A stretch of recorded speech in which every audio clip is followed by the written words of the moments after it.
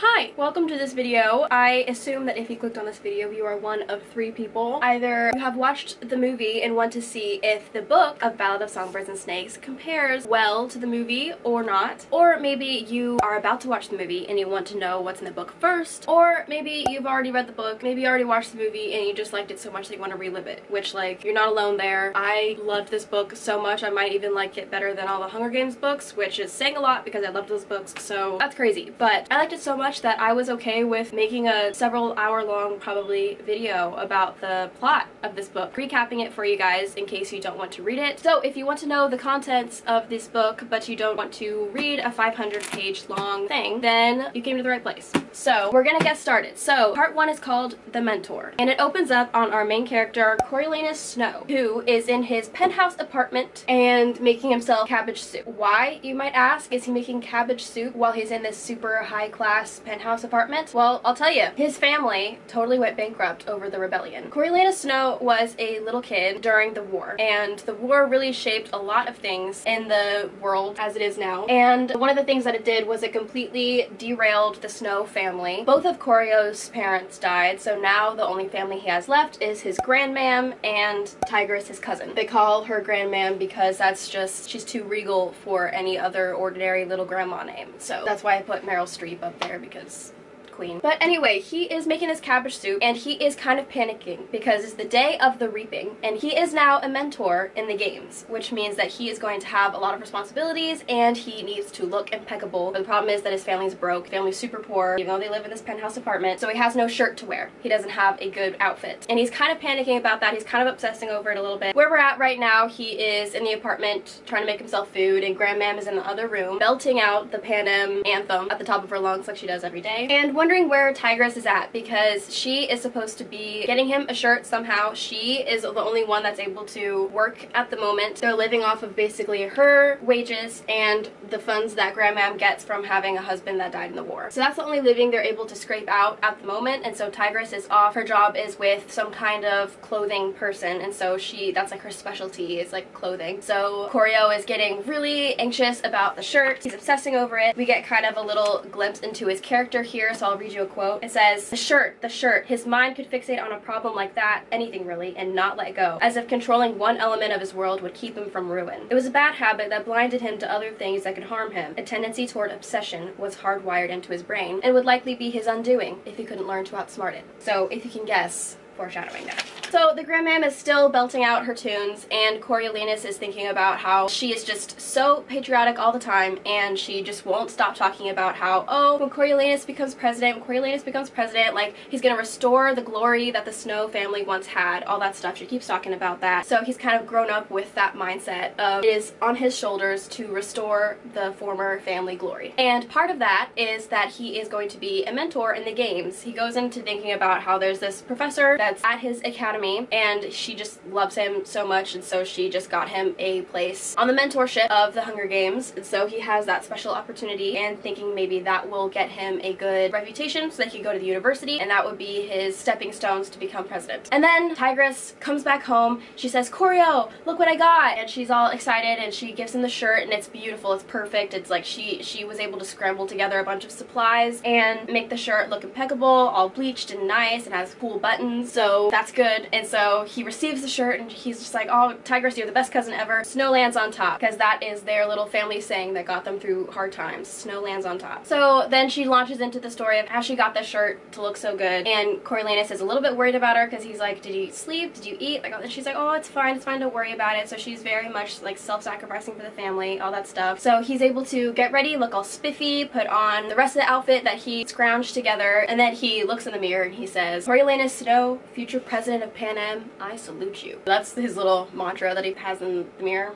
for a second. So he comes out and Tigress is like, oh wow, you look so good, Grandmam, come see. And so she comes in and she has a little rose from her rooftop garden, because the roses are very important to the Snow family, and so she's like, oh, here, put this in, it'll look so good. He takes it and it makes his hand bleed. He grabs a thorn, so it makes his hand bleed, and Grandmam is just like, oh, I only wanted you to look elegant. Like, she doesn't apologize or anything, and Tigress is like, oh yes, of course, Grandmam. Anyway, so with that Coriolanus is off to his academy where he's going to go watch the reaping. He goes through the streets that are now clear of rubble. He says that it is kind of new that there's no more rubble in the streets from all the bombs and all that wreckage that happened during the war. And then he rolls up at the academy, which is the finest secondary school in the capital that educates the offspring of the prominent, wealthy, and influential. So Snow is able to still go there because there's no tuition and all that stuff, but he is influential and powerful because of his family name. So he goes in there, he gets into Heavensby Hall, which is where they're going to be watching the reaping, and there he sees a lot of his classmates, which a lot of them are going to be mentors. The best of the class is going to be mentors. Mentors is a new development in the Hunger Games because not a whole lot of people liked watching the Hunger Games in the past. This is the 10th year that they've done it, and so they have been making new developments, and the development this year is that there's going to be mentors, and the mentors are chosen from this class at the academy that are all like doing really well. Like they pick the best people to be mentors, and that's why Coriolanus is one of them. And so through that, they're hoping to get more people to watch and more people to become intrigued by the games. And so when he goes, he just becomes like, he's in his element. He's super like charismatic. He's able to totally mask the fact that he's dirt poor because of all his charisma. It says, the world still thought Coriolanus rich, but his only real currency was charm, which he spread liberally as he made his way through the crowd. So he's very good at the whole, you know, politics, sucking up to people and all that stuff. So he goes up to that professor that's like, she's not important enough to make a picture for, unfortunately, because she doesn't really come in later at all, but she's the reason that he is a mentor because she just likes him so much. So like she meets up with him and she's just like, oh, Coriolanus, you're my favorite. She's like a little bit drunk. She's like, oh, beautiful shirt, where'd you get that? Oh, it's so nice. And he's like, oh yeah, it reminds me of my maid's bathroom or something. What? And then another professor comes up who is the professor of basically the equivalent of like gym, like the physical activity professor, and she has a student helper with her who is going to become very important, so I made him a picture. This is the first classmate of Coriolanus's that we meet, and his name is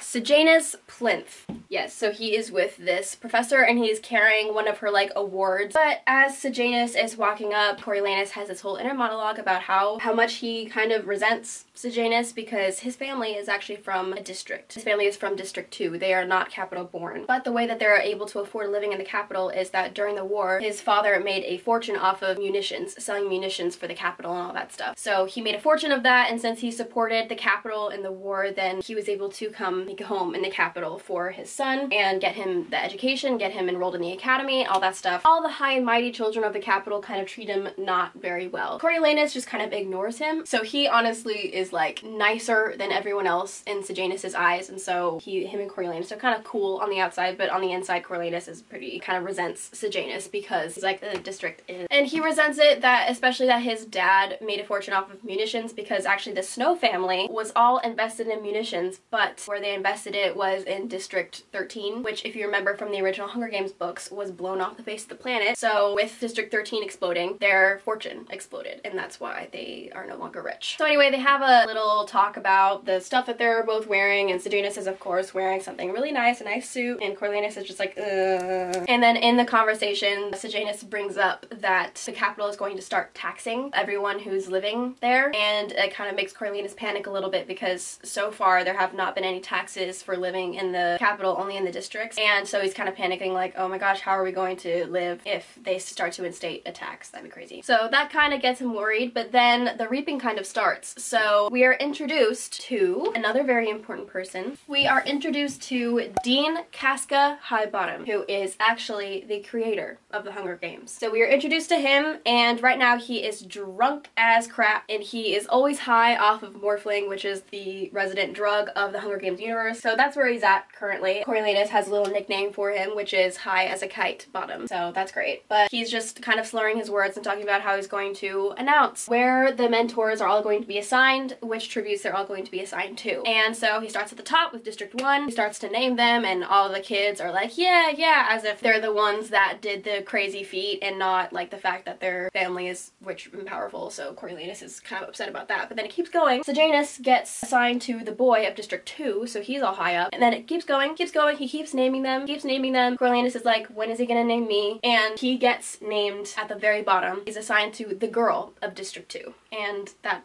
is where the first chapter leaves off. Coriolanus is devastated. He's like, well, not only do I get someone from the worst district, but also the girl who has a inherent disadvantage because the Hunger Games are usually about brute force. So he's very upset, but then he looks at Sejanus and sees that Sejanus is also very upset. And Coriolanus is like, why is he upset? Like, he has District 2. So he asks Sejanus, why are you upset? And he's like, I get someone like from my own district. Like, it just feels wrong to him. He still kind of views himself as from District 2. So Corio, that's another thing that he resents him for. There's just so many things. Coriolanus says, District 2, the boy, that's the pick of the litter. And Sejanus says, you forget, I'm part of that litter. So he's like, yeah, my dad probably put that together, and because his dad is freaking rich. So they sing the anthem, and then the screen cuts to District 12, where we get to watch the reaping of the tributes from that district. So, ladies first, the mayor goes up and picks a name from the basket or whatever is up there, and when he picks out the name, he barely looks at it, and he just says, the tribute for District 12 is Lucy Gray Baird. So the camera pans out to the crowd, and we find our first glimpse of Lucy Gray. The paragraph introducing her says, Lucy Gray Baird stood upright in a dress made of rainbow ruffles, now raggedy but once fancy. Her dark curly hair was pulled up and woven with limp wildflowers. Her colorful ensemble drew the eye as to a tattered butterfly in a field of moths. She did not make straight for the stage, but began to weave through the girls off to her right. And right as she's passing one girl, she drops something into her dress. And the girl starts to freak out after she drops the thing into her dress. She's freaking out. And so everyone is talking about it, everyone at the district, and then everyone in Heavensby Hall are like, wait, what did she do? Did she drop a lizard down her dress? What's happening? And then someone's like, I think I saw a snake. So like, we don't know what's dropped down her dress. But then the mayor, who's up on the stage, starts to freak out and is like, Mayfair, my daughter, something's wrong with my daughter. So this girl is the mayor's daughter. We see her keep on struggling, keep on kicking and screaming, and then we see a little green snake just slither away. So Lucy Gray Baird dropped a snake down the dress of the mayor's daughter. Why, we don't know, but she did that. She goes up on stage, and Coriolanus at this point is questioning her sanity because she has a crazy makeup on, she has a crazy dress, and they think that she looks like a circus performer. Like the only other time that they've seen outfits that crazy is like with the circus before the war. But she stands up there nice and proud on the stage, and then the mayor comes and strikes her across the face. She takes the hit, she falls, and then she looks like she's about to cry, and Coriolanus is like, don't cry, don't cry, don't cry. He does not want her to seem weak because she just kind of made a good impression with the snake thing, and so like, don't cry. And then out from the crowd, a voice starts to sing a verse of a song. She like lifts her head and like looks out at the crowd, someone's singing, and then someone else starts to sing the same song, another verse, and then she starts to smile, and she gets up and she grabs the microphone and starts to sing into it, and she starts to like dance around and like fluff her dress around. She starts singing this song, and the peacekeepers that are around the stage, they don't even try to stop her. They're kind of like smiling a little bit. Then finally some peacekeepers come in from the Justice Building, and they kind of like drag her to the like away from the microphone, and she says, as she's being dragged away, she says, my friends call me Lucy Gray, I hope you will too. So we got our lovely Lucy Gray Baird.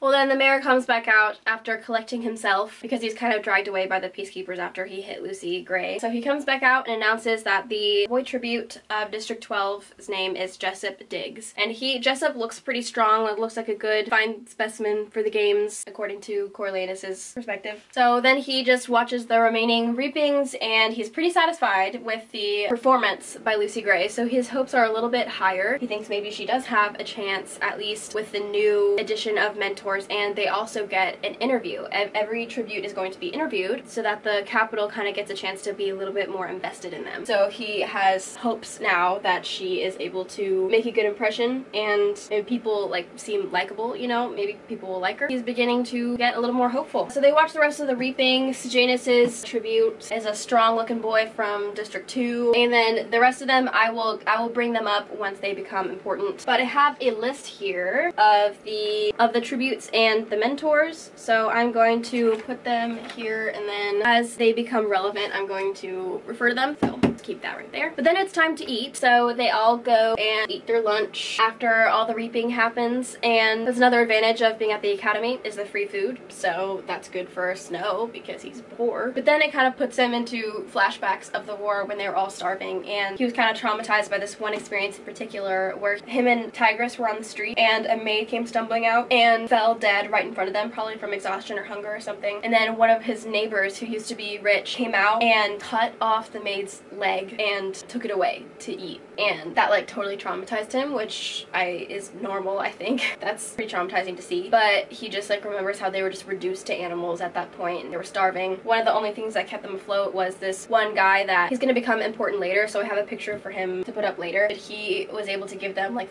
a bunch of canned beans, and that's like what got them through the war. So very humble little beginnings there. So right as he's reminiscing this, he goes up to get the dessert, which is pie. But then he encounters Dean Highbottom at the dessert table, which by the way, I don't think that in the book he looks like Peter Dinklage, but I'm so happy that they casted Peter Dinklage for this role.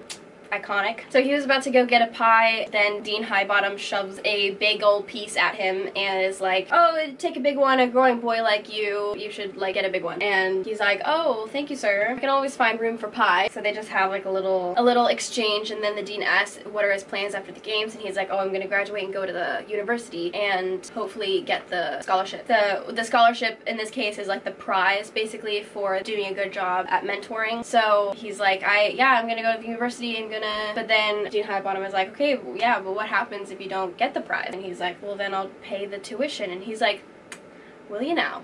So obviously he's very suspicious that Snow would be able to pay the tuition. Koryo is getting really nervous because he's like masking the fact that he's poor with his life. So Dean Highbottom says, basically makes fun of the fact that he's like wearing a fancy shirt, basically calling him out like, oh, you're just strutting around acting all high and mighty when I bet you're living in the slums. Actually, like, you know, even with a prize it would be a stretch, and you don't yet have one, do you? What then, I wonder? What happened to you? What then? So he's being pretty hostile to Koryo, and then he's kind of like looking around like seeing if anyone has heard their conversation, and the dean is like, don't worry, like no one else knows. And he says, enjoy that pie, and walks away. So he starts to freak out. He's like, oh my gosh, he found out that I nicknamed him. Oh no, like he's probably mad about that. And so he starts to panic a little bit, and he just thinks about how if he doesn't go to the university, he can't afford the tuition, so what are the other kinds of futures for him? He's like worried that the dean will like doom him to the life of a peacekeeper, which is like a 20-year minimum commitment where you go to the districts, and he's like, I can't go to the districts, the people are animals there. So he's like, oh no, this is horrible. Everyone knew what happened if you went to the districts. You were written off, forgotten. In the eyes of the capital, you were basically dead. That's the end of chapter 2. The next chapter opens up with Coriolanus waiting at the train station for the train carrying the tributes to arrive. He is waiting for Lucy Gray, holding a rose from his grandma's esteemed flower garden, and he is waiting in anticipation because his tribute is said to have star quality, as the rest of his classmates say. So he is excited. That's why he brought a rose. That's why he brought something for her, to show his appreciation for what a great impression that she made, and also to maybe appreciate that she must be really terrified and really scared, and that he is there to welcome her and acknowledge her and give her a gift in the process. So he's the only one waiting at the train station for her, because that's not really part of like the rules per se. Like, he's not really there legally, but it's like they didn't say that he couldn't, so he's there anyway. He's waiting a long time, like several hours, and then he's like ready to give up and go home, but then he hears the train whistle, and the train whistle actually kind of puts him in a little flashback, because that was the sound that always acknowledged his father's arrival from the war, because his father would fight on the battlefield. He was a really good fighter, and the whistle would always precede his arrival back home, until one day it preceded the news that he had been shot down. So Coriolanus' father was killed in combat in the war, and he's just thinking about that before the train rolls up. And it's a very rickety, not nice looking train, and the peacekeeper that has to unlock the doors is like taking a sweet time, obviously like doesn't care very much. He unlocks the doors, starts to like pull the tributes out, sometimes really roughly. Like one girl like fell and chipped her tooth. So yeah, it's not very nice. And then everyone files out. Jessup comes out, who is the District 12 boy tribute. He comes out, and then Lucy Gray comes, and their hands are bound, so it's kind of hard to get down. So Jessup kind of takes Lucy and hoists her down. I forgot to mention this, but when they were reaped at the reaping ceremony, after Jessup came up, Lucy Gray kind of grabbed his hand and they did a little bow together. So she kind of like made them a team, I guess, a little bit, showed unity. So seems like they're friendly with each other. So Coriolanus goes up to her, and he realizes that the cars that they are transported in were livestock cars. They smell bad, they don't have proper chairs or anything, so it's just basically being treated like livestock. They really were creatures out of another world, a hopeless, brutish world. So anyway, he goes up to her and he gives her the rose and says, welcome to the capital. And instead of taking the rose, she just kind of like sizes him up and is like, when I was little,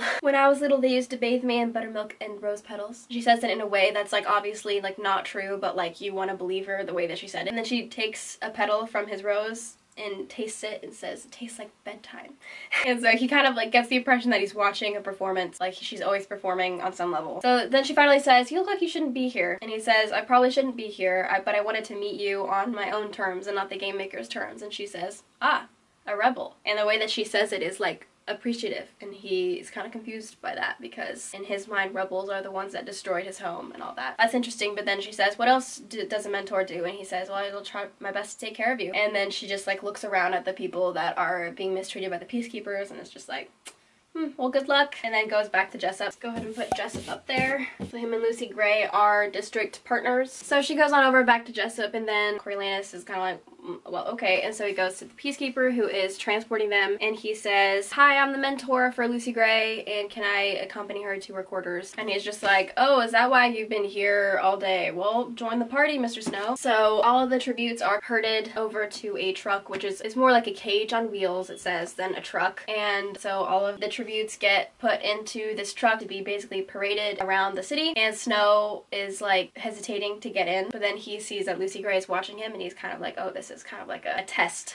So he ends up getting in to the cage car and rides with the tributes to their quarters. He's looking very uncomfortable. It doesn't smell very good because they all just rode in a cattle car and like all this stuff. He's obviously uncomfortable. And then the boy from District 11 says, what's the matter, pretty boy? You in the wrong cage? And he said, no, this is exactly the cage I was waiting for. And then the boy from District 11 basically like grabs his throat and like shoves him against the bars of the cage. But then Coriolanus is able to get in a good hit and he releases his throat. But then the girl from District 11 is like, oh, well, he might kill you now. He killed someone back home too. He killed a peacekeeper apparently. But then some other people suggest, oh, let's just kill him now. Like, he can't do anything to us. Like, we're already going to go to the Hunger Games. What else can he do? How else can he punish us? And then Lucy Gray says, not to us maybe. You got family back home? Someone they could punish there? So eventually they kind of stand down because they have people back home who they do not want to be punished. So thanks for that, Lucy Gray. So they just keep on trucking along, and then they get to this place that looks kind of like a warehouse, and Snow is getting kind of confused, like, what kind of quarters is this? What's happening? And then all of a sudden they get dumped. They get dumped like down a rough chute, and then they like all land together, and then when Snow gets up and looks around, he sees there are more bars, and he realizes that he's at the monkey house in the zoo. That all the tributes have been dumped into the monkey house. And that's the end of that chapter. So Coriolanus is kind of starting to panic a little bit because he sees that there is tons of cameras that are all on him, and there's people in the crowd because there's a whole crowd out there in the zoo. They're whispering like, oh my gosh, is that the Snow Boy? Is that the Snow Boy? So he's kind of just starting to lose feeling in all of his limbs and starts to sweat, but then he hears a voice behind him say, own it. And he doesn't even have to look to know that it's Lucy Gray that said that. And he's like, oh my gosh, she's right. This is a performance. I have to make it look like this is purposeful or else I'm done for. So he takes Lucy Gray by the hand. He says, mind if I show you off to my neighbors? And she's like, oh yes, please. And so he just kind of takes her around the cage, and she waves, and just they totally milk it for all it's worth. And then they like get to a little group of little kids, and they start talking to little kids. And Lucy Gray is really good with kids, so she's just like, oh hi, what's your name? Oh, it's so good to meet you. And at one point, like a little boy like wanted to shake her hand, and she didn't stick her hand through the bars because that would seem bad, but then the little boy stuck his hand through the bars, so there's that. And there's a little girl that said, I like your song. So all that was happening. They're all being really nice to the kids, and then a camera just comes right up, and she's like, oh, are we on television? There's a reporter there, and he's just like, oh yes, you're on television. He's like, so you're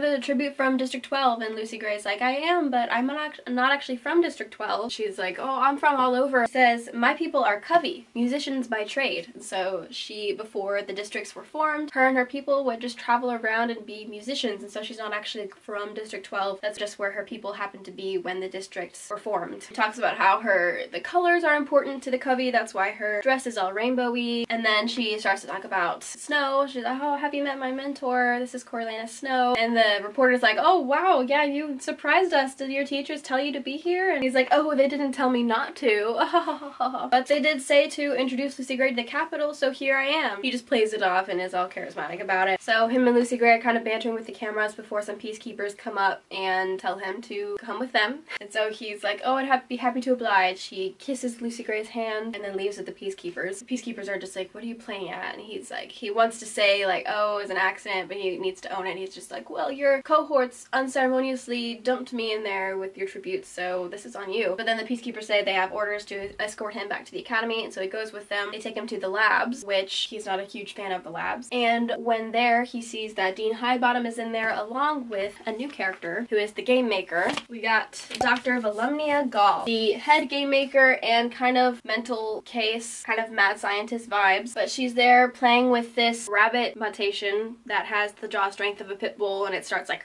eating carrots. And she's just like, she's pretty bizarre. So he comes in and she's just like, oh, hippity hoppity. So yeah, she's kind of weird, but he kind of has flashbacks of like school trips where he goes to her labs because she's like the head of like making mutations and like making like basically just experimental weaponry. And this one time him and his class when they were younger went to her labs, and she like burned the skin off of a rabbit or something with like a new laser weapon that she had developed, and then asked if any of them had pets that they weren't fond of anymore. So he's like doesn't have very fond memories of this professor. So she, actually I don't think she's a professor, she's just a doctor. But then she starts to like rhyme with him and is like, it's like, hippity hoppity, how's the zoo? You fell in a cage and your tribute did too. And he's just like, oh yeah, I did, fell in a cage. And she's like, and he's like, and we landed on stage. She's like, oh yes, good. So yeah, she's kind of weird. But so then she's just like, so tell me, how do you end up in that cage? And he's like, well, like he wants to say that it's an accident again, but he's just like, own it, own it. He's just like, well, I wanted to make an impression, you know, my tribute already made an impression and I just wanted to accompany her, and she doesn't really have a whole lot of great chances to win in the games, and so I thought like, while she's here, while she's alive, I'll just be with her and all that stuff. He said, I was told we were trying to engage the audience. That's my assignment, to get people to watch. She's like, I'll go where the cameras are. And she's like, ah yes, you see Casca, this one is taking initiative, look at him go. And he's like, oh yeah, is he, or is he just showboating for a better grade? And then he kind of out of pocket asks Coriolanus, what is the point of the Hunger Games? And he's like, to punish the districts for the rebellion, of course. But then Highbottom is like, yes, but punishment could take any number of forms. Why the Hunger Games? And he's like, because people like children. But then he thinks back to the rebellion days and how he was a kid and people treated him horribly, and he was like, they sometimes like children, so he doesn't know if that's it. And then Highbottom is just kind of like, see, this is a failed experiment because people don't always like children, I guess. I don't know. And then Dr. Gall says, well yeah, it is failed an experiment if no one watches it, so this kid is doing the right thing. And then she goes off to visit her creations in the lab, and she says, very hush hush, but there's something wonderful going on with the reptiles. And then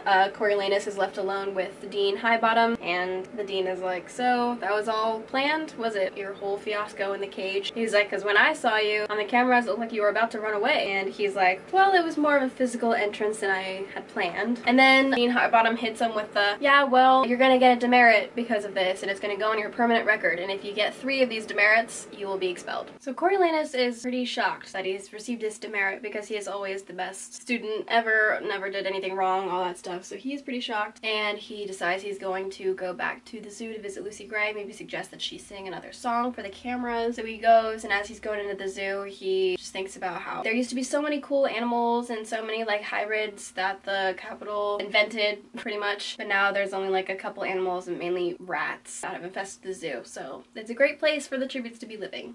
So he goes to the cage where the tributes are being kept, and he sees Sejanus there, this guy, and he is trying to feed the tributes. He's trying to give them sandwiches that he has, but none of them are coming. So Coriolanus goes up to him and is like, trouble? And he's just like, oh, they won't trust me, but I get why. And then a little girl says, the sign says not to feed the animals. And then Sejanus is like, they're not animals, they're people like you and me. And she's like, they're not like me, they're district, that's why they belong in a cage. And Sejanus says, once again, like me. And then he asks Coriolanus, can you ask Lucy Gray to come over? If she comes over, then maybe the other ones will. So Coriolanus thinks, well, I don't know that feeding her like an animal would be a super great look, but maybe eating with her. So he goes over close to her, he puts a handkerchief in the ground and then puts some sandwiches and plums out there for her as she comes over. She says, are those sandwiches for anybody? And he says, just for you. And so she starts to eat them. She says, oh, it's like a picnic, and looks back at the other tributes and it's like, come on now, they're good, come eat them. So Jessup comes over, and then the other ones come over, and they all start to eat. The only one that didn't come to receive the food is actually Sejanus's tribute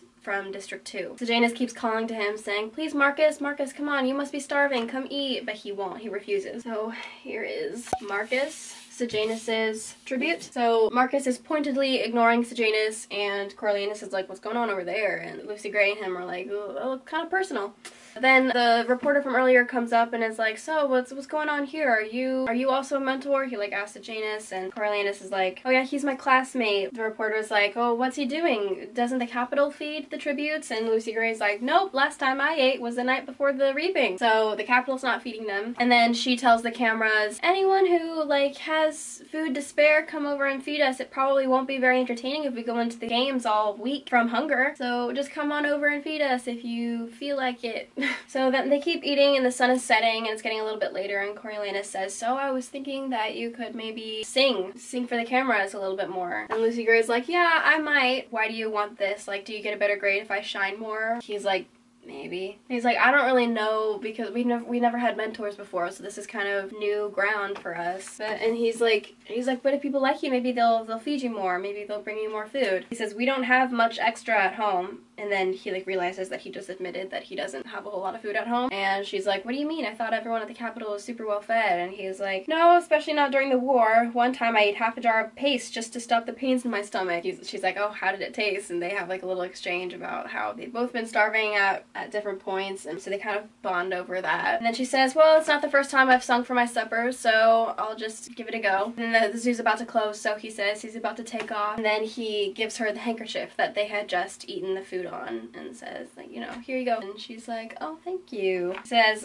thank you, I left mine at home. And that kind of makes him sad that she might never go home again. So he starts to leave, and then she starts to sing, and he kind of like stops and looks back and listens. It's a kind of a sad song, and the last verse kind of makes him jolt because it says, roses are red, love, violets are blue, birds in the heavens know I love you. And he realizes that's a verse that his mom had sung to him, and he kind of starts thinking about his mom and how she had died. She was pregnant, and then when she went into labor, something went wrong, like she had a hemorrhage or something, and there was blood everywhere, and she and the baby ended up dying, and that's how his mom died. But he has this like little compact of her makeup powder. It smells like her, and so whenever he misses her, he'll like open it and smell it, and like it'll remind him of her. It says, bombs and blood, that was how the rebels had killed his mother. He wondered if they had killed Lucy Gray's too. Just her pearly white bones. Because earlier the reporter was asking if Lucy Gray had family back home or a mother, and she said just her pearly white bones. So her mother's dead. He meets Sejanus on the way out, and Sejanus thanks him for stepping up and helping him feed the tributes. And then Coriolanus is like, yeah, no problem. What made you think to do it? And he was like, oh, ever since the reaping, I've been imagining that I've been one of them. Corio's like, why? And he's just like, well, I could have been if my father wasn't so rich. I could have been one of them. I would get reaped, I would get into the cattle car, I would be dumped here, and I'd be starving, and so I wanted to come be them. And then as they watch some bales of hay get poured into the monkey cage, and Sejanus is like, and that must be my bed. And then he's like, well, you saw my tribute, Marcus? Coriolanus is like, yeah, he's probably gonna win. He's because he's big and strong. He was like, yeah, I knew him back in District 2. So Sejanus and Marcus used to be friends, and he said like one time Sejanus got his finger shut in a window or something, and then Marcus put snow on it to stop the swelling. And Coriolanus is like, do you think he remembers you? And he's like, oh yeah, he definitely remembers me. My family is well known and despised in District 2. And he's like, well, your tribute's probably still gonna win, so you're good. And then Sejanus is like, oh,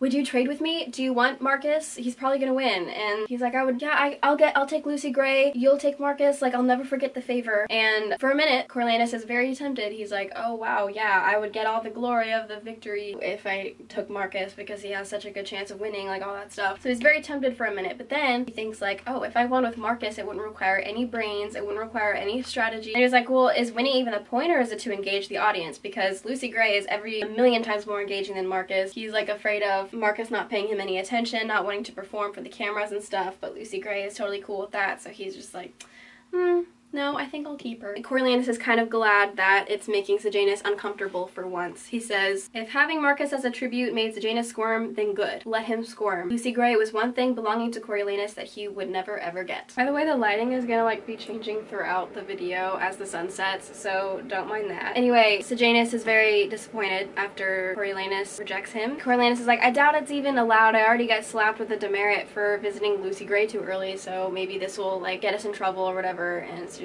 is like, oh yeah, I didn't even consider that it might be a problem for you, I'm sorry. And then he just kind of goes on a rant about how unnatural the Hunger Games are, about how like we're supposed to protect our children, it's in our blood, it's in our DNA, it's our instincts, and it's just unnatural. The Hunger Games are unnatural. But then they just part ways. They both go back home, and when Coriolanus goes back home, the grandmam is there to tell him that the fact that he ate with a district person shows that he considers them equals, which is so bad because the district people are dirty and below them. so he shouldn't have done that. Then Coriolanus goes to bed thinking about his mother. He gets the compact and thinks about that song that Lucy Gray sang that reminded him of his mom and all that stuff. And then in the morning, Tigress had just made bread pudding, and Tigress suggested him giving Lucy Gray a little bit of the bread pudding, and so she gives it to him wrapped up in a handkerchief, and then he goes off to school. When he goes to school, everyone is very appreciative of him and thinks that he's doing a great job and all that. And the class is dedicated to a seminar talking about the Hunger Games.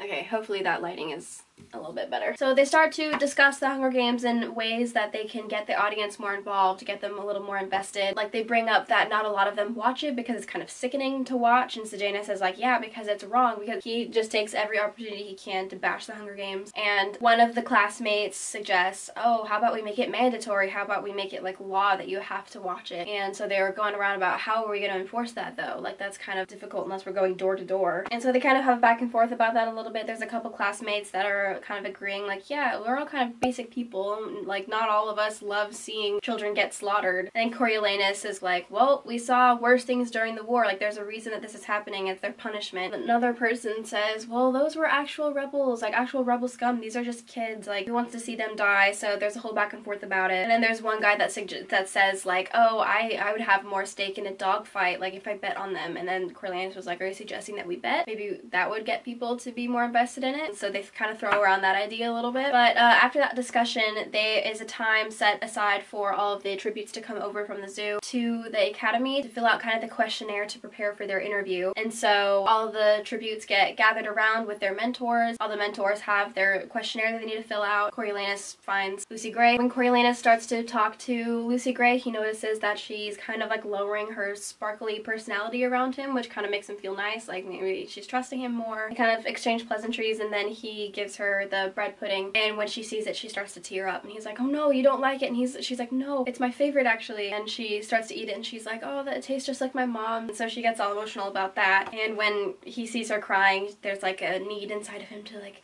reach out and like stroke her, but he doesn't do that, so goodness. So he starts to ask her the questions from the questionnaire, ask her about her family. Most of them are dead, a few of her cousins are still alive, things like that. And then he asks her if she's married, and then she's like, why, are you asking?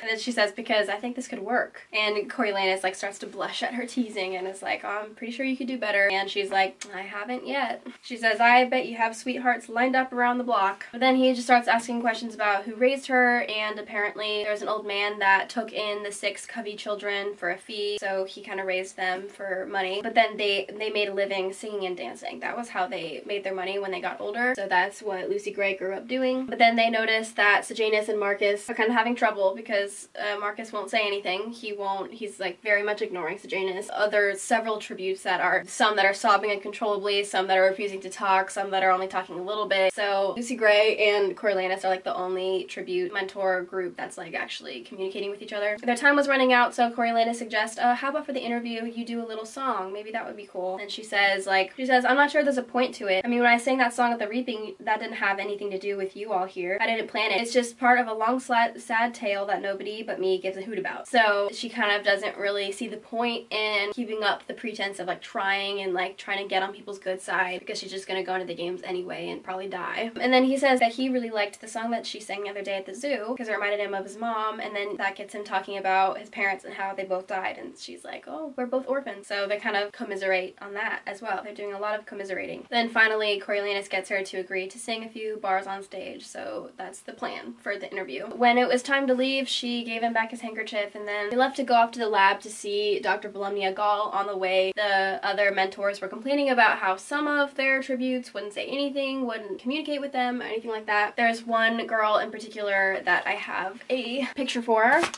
Arachne, whose tribute is from District 10, and she is complaining about how the only thing that my tribute would talk about was how she would slaughter hogs. And then she said like, oh, maybe I could make up stories for her since her actual stories aren't very interesting. So her plan is to make up stories to make her seem more interesting. Then another guy is like, oh, you're lucky, mine just cried the whole time, like wouldn't talk to me. So they all had different experiences. So they all go to see Dr. Gall, and she says, in case you don't know me, I'm the game maker, I'm gonna be mentoring restoring your mentorships. And then she looks through the questionnaires and holds up Snow's and is like, this is what I asked for. What happened with everyone else? And so they all give their excuses about how the tributes wouldn't communicate. And so Sejanus says, like, and why should they? Like, we are doing this to them. Why should they trust us enough to answer these questions and all that? Why should they be making an effort? Like, what's the point of them trying to get people to like them? And then Dr. Gall, when Sejanus is talking, is like, oh yeah, you're the kid with the sandwiches, aren't you? Like, what gave you that idea? And Sejanus was like, well, they were starving. Why torture them before they die? Like, what's the point of that? And then Dr. Gall says, you're a rebel sympathizer. He says, they're not rebels. Some of them were 2 years old, 8 years old when the rebellion was going on. Like, it's not their fault. And Dr. Gall just like lets him speak and lets him rant about how it's wrong and we're not even giving them a fair chance. We as the Capitol are supposed to protect everyone. Why are we doing all this? Like, he just goes on a rant. And then she's like, obviously you're not a fan of the Hunger Games. And he's like, no, maybe you should replace me with another mentor. And she's like, oh no. Compassion is important and empathy is important for this job, right, Casca? She's like, well, wouldn't it be nice if the rest of the audience felt as passionately for our tributes as Sejanus does? How about, and she makes the suggestion, how about we let the audience feed the tributes just like they did at the zoo? How about we open that up to them? That would probably make them feel more involved, right? And the rest of the classmates like that idea. And then she says, all right, well, how about we put together a little group of your students to put together a proposal for how we're gonna do this, how we're going to make them more involved and get them to feed the tributes, all that. So she chooses Coriolanus to work on that proposal, Arachne, and then one more of the classmates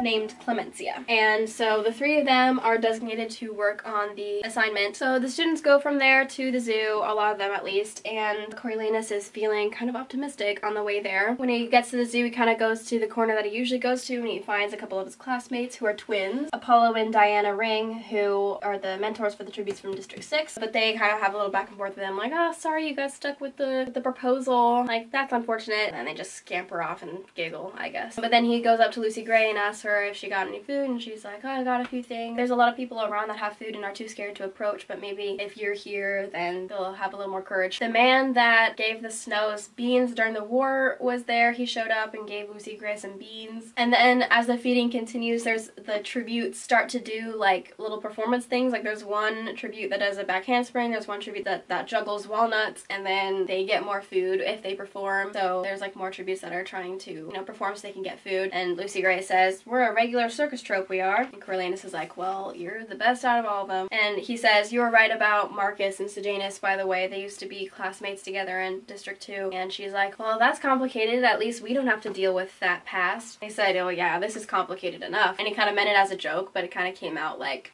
suggestive a little bit. She said, sure would have been nice to meet you under different circumstances. And he's like, oh yeah, like what? And she's like, well, if you like came to one of my shows and heard me sing and came up to me afterward, we went out to eat, maybe did a dance or two together. So things are kind of turning interesting, I would say. But the performances of the tributes and the audience, like, it just keeps on getting more fun and festive. So the twins there are kind of hyping it up a little bit. So it keeps going, and Arachne's there. Her tribute is from District 10, the one that slaughters hogs, I guess. And she made a big show of slicing cheese with this really fancy knife and making it into a sandwich, and then like flourishing it to the crowd and almost giving it to the tribute, but then pulling it away, almost giving it to pulling it away, and then she took a bite of it. She's just being really, really teasing. Lucy Gray's like, oh, she's playing with fire there. And then her tribute suddenly grabs the knife that she was using to slice the cheese, pulls Arachne to her, and slits her throat. Yeah. I'm not kidding. That actually happened. I had to gawk at the page for like 30 seconds after that happened. And then right after that, the audience goes crazy and her tribute gets totally filled with bullets by the peacekeepers. So we have our first Hunger Games casualties.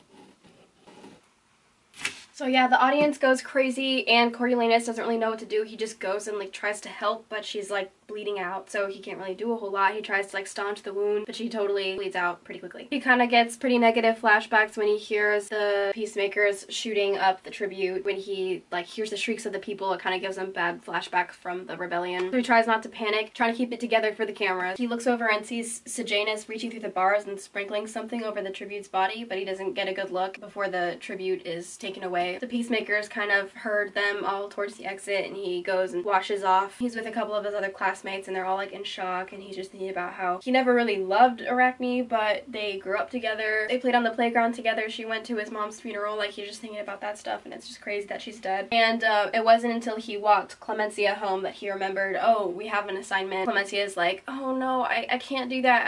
She's traumatized from the day. So she's like, oh, surely she won't expect us to still do the assignment considering what just happened. Like, maybe it'll be fine. And Coriolanus is like, yeah, probably. She goes home, he goes home. When he gets home, the Grand Mam is in a state. Tigress is pretty distraught. And then he thinks about how Dr. Gall is kind of weird and what might be the type of person to penalize them, even considering what just happened. And so he wants to write up a proposal just to be safe. And so he spends the whole night doing that. And then in the morning, he walks over to the Citadel, which is, I guess, a big government building, which is where her labs are. And so he goes, but he can't personally deliver the proposal, so he has to give it to a guard. And then he walks back home, and there's like a bunch of stuff everywhere about the story of Arachne dying, and then Coriolanus Snow showing up all heroically and trying to help. And so he kind of has a heroic reputation at the moment. So when he goes home, the Grand Mam and Tigress are like, you know, heralding him as a hero. Then he makes his way to the academy for the day, and Dean Highbottom is very absent. So one of the other professors has to give the speech about how sad it is that Arachne passed. They're gonna have a funeral the next day, and then she hands out pages that look like this with the lists of all the tributes and all the mentors, and then everyone crosses out the District 10 tribute, but then they're like, oh, should we cross out Arachne too? Like, that's kind of crazy. They hesitated, and I didn't at all, so. But during the assembly, a note arrives that instructs him and Clemencia to make their way to the Citadel to see Dr. Gall, probably to talk about the proposal that they sent in. And Clemencia is like, oh my gosh, I can't believe that you brought up a proposal last night. I was too busy crying all night. And he's like, yeah, well, I couldn't sleep, so I did it anyway. So they make their way to the Citadel. They're kind of talking about like, oh, do you think they'll cancel the Hunger Games? Like, this is pretty crazy. Like, is it still gonna go on? Are they gonna just make the tributes into avoxes, which are the servants that have no tongues? Are they just gonna make them into avoxes instead of make them tributes? So they're kind of just talking about that before they get there. So they get up to the big scary Citadel. They make their way to the scary lab where Dr. Gall is waiting for them, and the lab is just full of all these different mutations, these animals, big glass cages, and it's scary. And Dr. Gall is right by a big terrarium of snakes. The snakes have kind of crazy colors, and Clemencia is like, is there a point to the color? And Dr. Gall is like, there's a point to everything, or nothing at all, depending on your worldview. And she says, which brings me to your proposal. I liked it. Who wrote it? Just you two, or did your brassy friend weigh in before her throat was cut? So she's not very sensitive about that. Clemencia says like, oh yeah,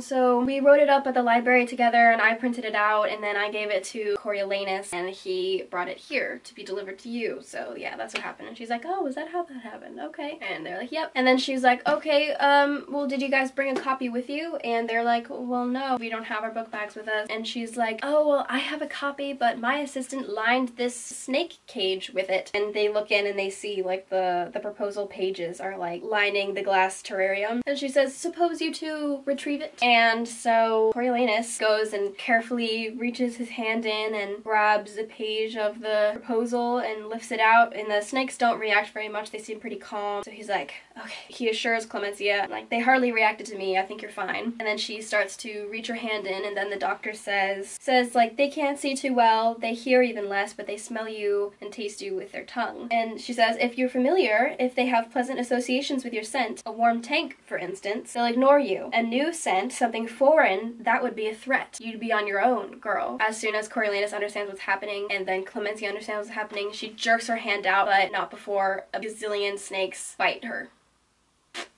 A half-dozen neon snakes sank their fangs into her flesh. So we got another unfortunate event. Clemencia, with her hand still in the terrarium, starts screaming and like trying to throw all the snakes off of her, and she just keeps on screaming, and the bites look horrible. A bunch of lab people come in and they inject her with something. They take her away. Coriolanus tries to follow them when they take her away, but then Dr. Gall wants to talk to him. He's like, will she die? And she's like, oh, well, her scent wasn't on the piece of paper, and that's why she got attacked. But I don't know, who can say? I don't know, maybe she'll die. He's just like, ugh. And she's like, so so you wrote the proposal alone then? And he's like, I did. She says she really doesn't like liars. What are lies but attempts to conceal some sort of weakness? If I see that side of you again, I'll cut you off. But then she said that she liked the proposal, well thought out. She's going to implement it in the next games. And she says, go home, it's time for my crackers and milk.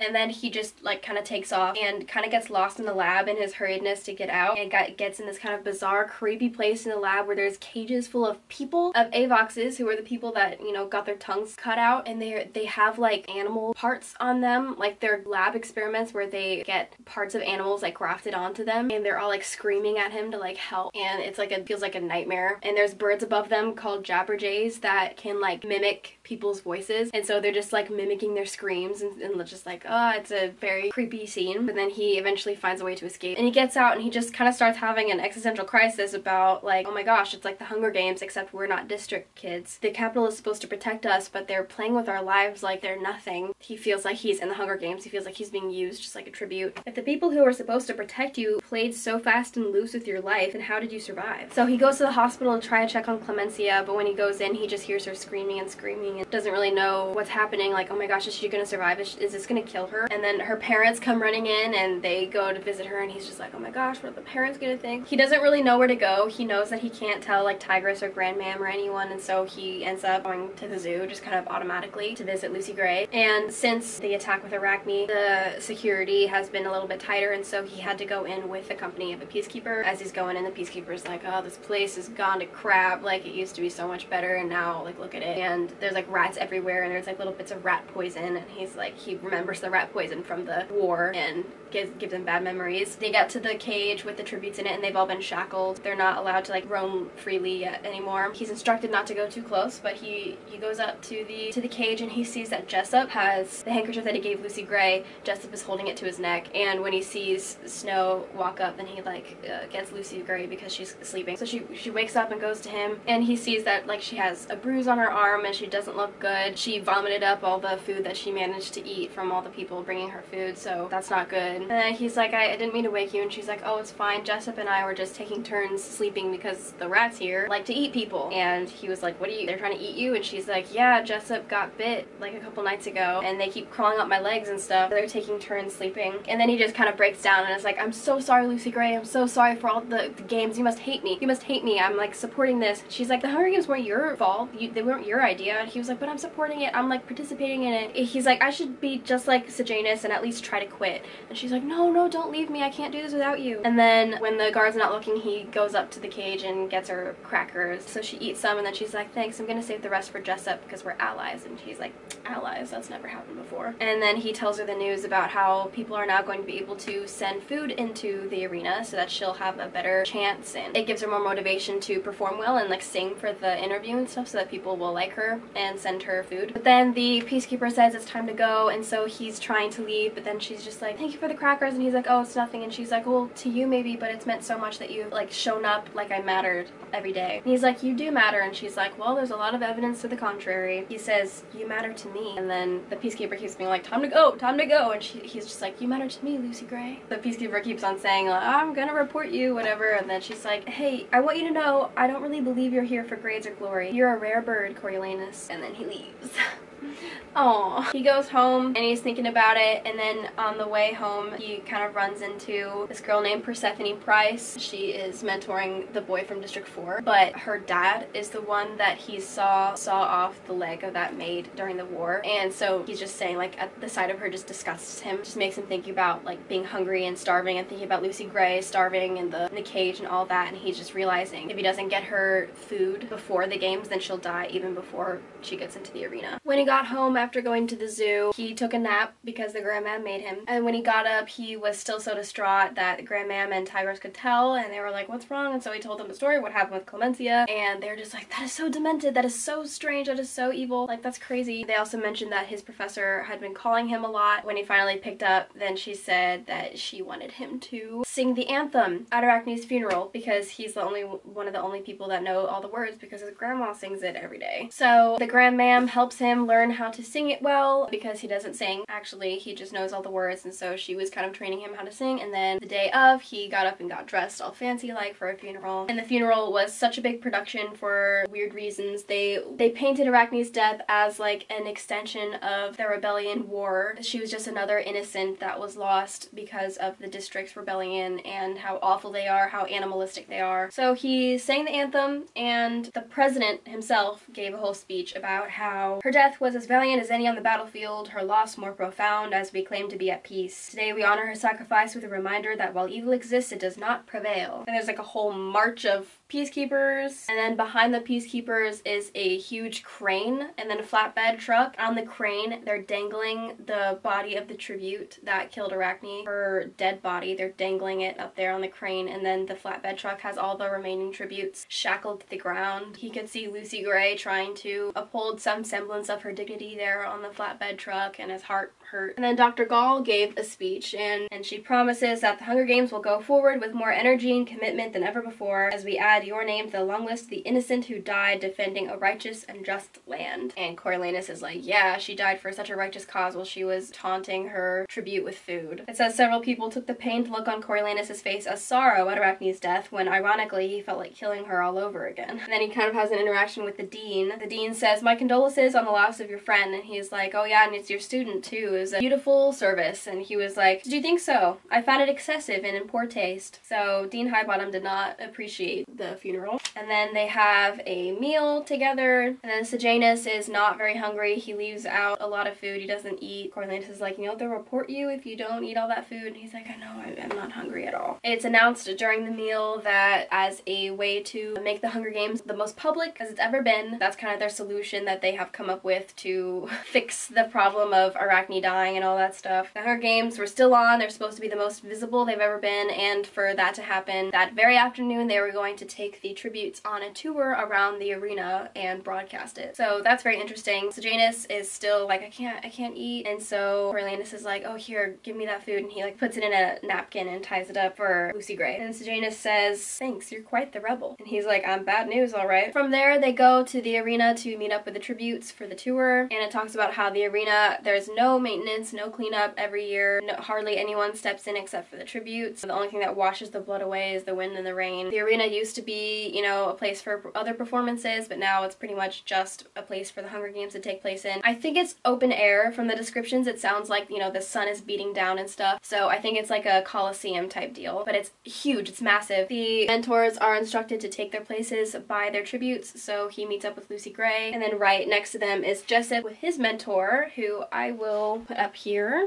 I've been pronouncing her name Lysistrata, and I hope that's right, but she goes up to Jessup and she's really kind to him. She's like, I have some cream for your neck or the rat bite and stuff, just you need to keep it hidden. So she's a sweetie pie. So all together they make their way through the entrance that's for the poor people. There's like turnstiles where they have to deposit tokens in order to get through, and there's a little voice that goes off that's like, enjoy the show, every time you go through it. While they're going around the arena, they can see how massive it is, and while they're doing that, he's able to slip Lucy Gray the food that he smuggled in, and they have a little moment where they like grab hands, and it says like it sent a buzz through his body at their closeness. So Coriolanus is kind of like surveying the arena. It's absolutely huge, like I mentioned before, and it seems like the best place to go to hide is like the stands because there's so many of them. There's a lot of chinks in the stone for handholds and footholds and stuff to climb, so he's kind of like scoping out the terrain for possible strategies for Lucy Gray. And then finally Coriolanus is like, it was awful to see you today, to see her like on the flat bed, and she was like, well, at least they fed us beforehand, because apparently like some people like blacked out, and so the Capitol finally fed them so that they wouldn't be like passed out on the funeral procession. And then she's like, was that you singing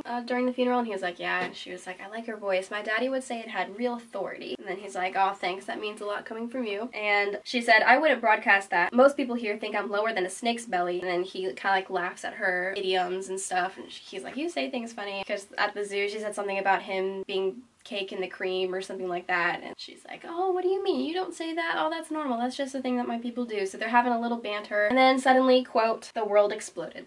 So bombs are suddenly going off in the arena, and Coriolanus is of course getting flashbacks from the war, as he always does, because there was a lot of bomb stuff. They called it, him and Tigris called it bomb time. So he's like thinking in his head, it's like, oh my gosh, it's bomb time. Like, so he's like ducking for cover. There's like smoke and like debris everywhere, and he tells Lucy Gray to like cover her mouth with a napkin full of food that he gave her, so that she uses the napkin to cover her mouth. And he realizes like, oh, that's probably not going to be good for her singing voice. Like, kind of just registers that in the back of his mind. And then bombs keep on going off, and he's like realizing there's no hovercraft, so these bombs were planted. Who knows who they were planted by? And then the last bomb goes off, and it causes a big burning beam to fall on top of him, and so he's like pinned to the ground, and he's like realizing that he's being burned alive. His like whole back and head and like all that is like being covered and being burned, and he's starting to scream. And that Lucy Gray he sees is kind of like looking off somewhere, and then he's like, Lucy Gray, help! And she's kind of like hurt. She seems torn for some reason, but then she goes and decides to try to lift the beam off of him, and he's able to get out. She burns her hands in the process, but they're both able to limp out away from the burning wreckage, and he's realizing that he's like clinging to her skirts like it's a lifeline. And then as the smoke is settling, he's seeing that what Lucy Gray was looking at was that the entrance was like kind of blown open, or there's like a bunch of ways to escape, and she was torn between helping him and escaping the arena. Then finally medics came, and he told Lucy Gray like, it's okay, help is on the way. But then they take him away, and they like shove her to the ground and like put guns in her face, and he's like, no.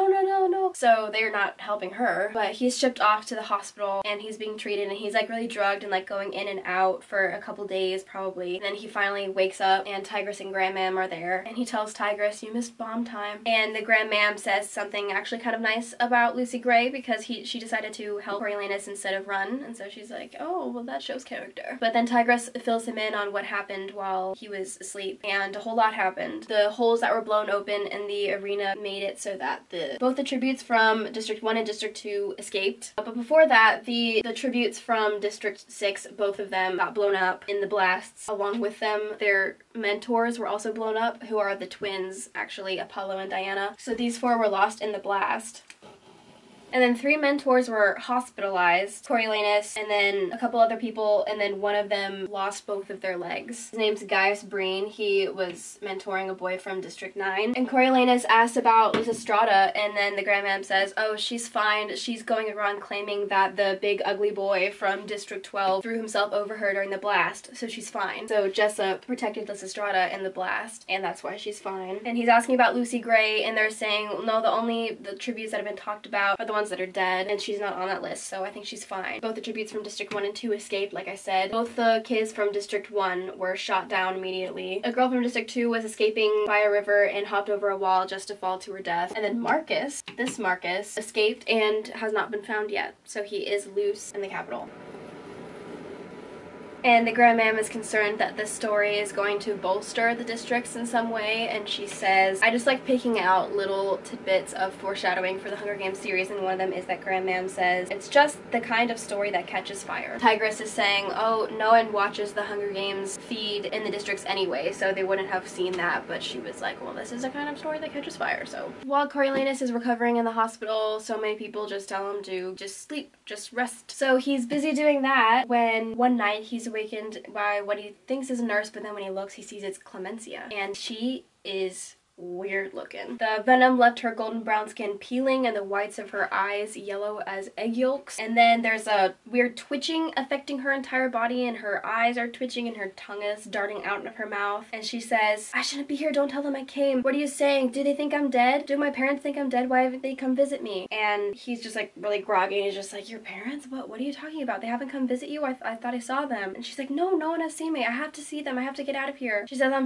afraid she's gonna kill me. I'm not safe here. And he's like, what? Who's gonna kill you? And she's like, the doctor, Dr. Gall. And he's like, you need to go back, Clemmy. You're sick. It's the snake bites. Like, just chill. The snake bites are making you imagine things. And she's like, did I imagine this? And she like pulls down her shirt, and you can see like multicolored scales starting to cover her body. And she's like, and it's spreading, and it's spreading. But then by that point, some hospital staff come in and they drag her away. But Coriolanus is like, oh, what? And he starts to think like about that cage of people that he saw with like animal parts on them, and he's like, is she gonna be one of them? them. A doctor came into his room the next day and he's like, so I hear Clemencia visited you last night. Did she give you a scare? And he's like, yeah. He's like, yeah, the snake bites cause some odd side effects, but she'll be presentable in a day or two. And then he explains that her parents haven't visited her because they think that she's contagious with a flu. And then he's like, maybe you should visit her, maybe it'll cheer her up. And he's like, huh, yeah, okay. The drugs are starting to lift from his system by this point, and he sees that the world is in full swing for preparations for the twins' funeral, and they're just going all out, double what they were doing for Arachne's funeral. They have like a whole holographic video of him singing the anthem and everything left over from Arachne's funeral. The dead count raised even higher in the night because there's a veterinarian at the zoo that was treating to the tribute's wounds, but the 2 tributes from District 9 were too far gone, and so they ended up dying in the middle of the night.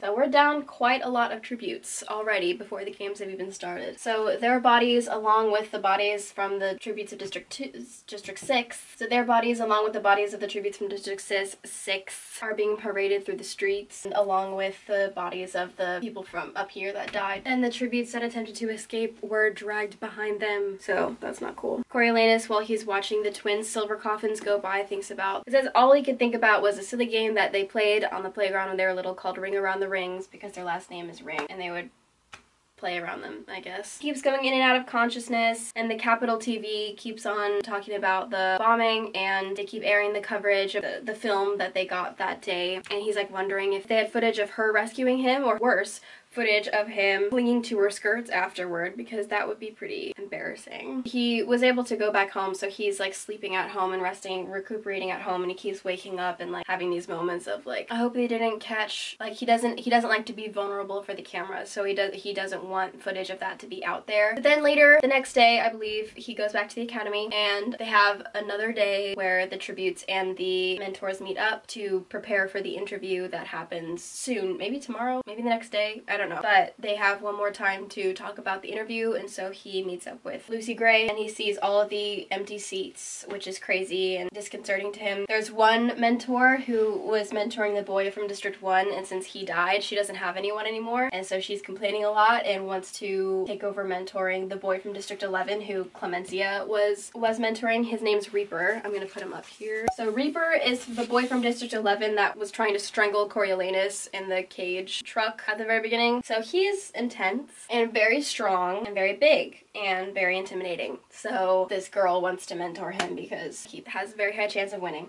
But her request is denied, and he ends up just sitting alone that whole time. So he meets up with Lucy Gray, and he thanks her for saving his life and all that. And they have a little dialogue going back and forth about it. He's like, thank you for saving my life. And she's like, is that what you're telling people, that I saved your life? He's like, well, I told my family. Really, thank you, Lucy Gray. And she's like, well, I had some time on my hands. Nice cookies, because he brought her cookies. And then he has like a moment of like, oh my gosh, I'm like repaying her for saving my life by bringing her cookies. Like, that's stupid. And then he said, I hope I can repay you in some way. And then she says, I hope so too. And with that, he senses a dynamic shift in their relationship where now she has given him something that he will never be able to fully repay.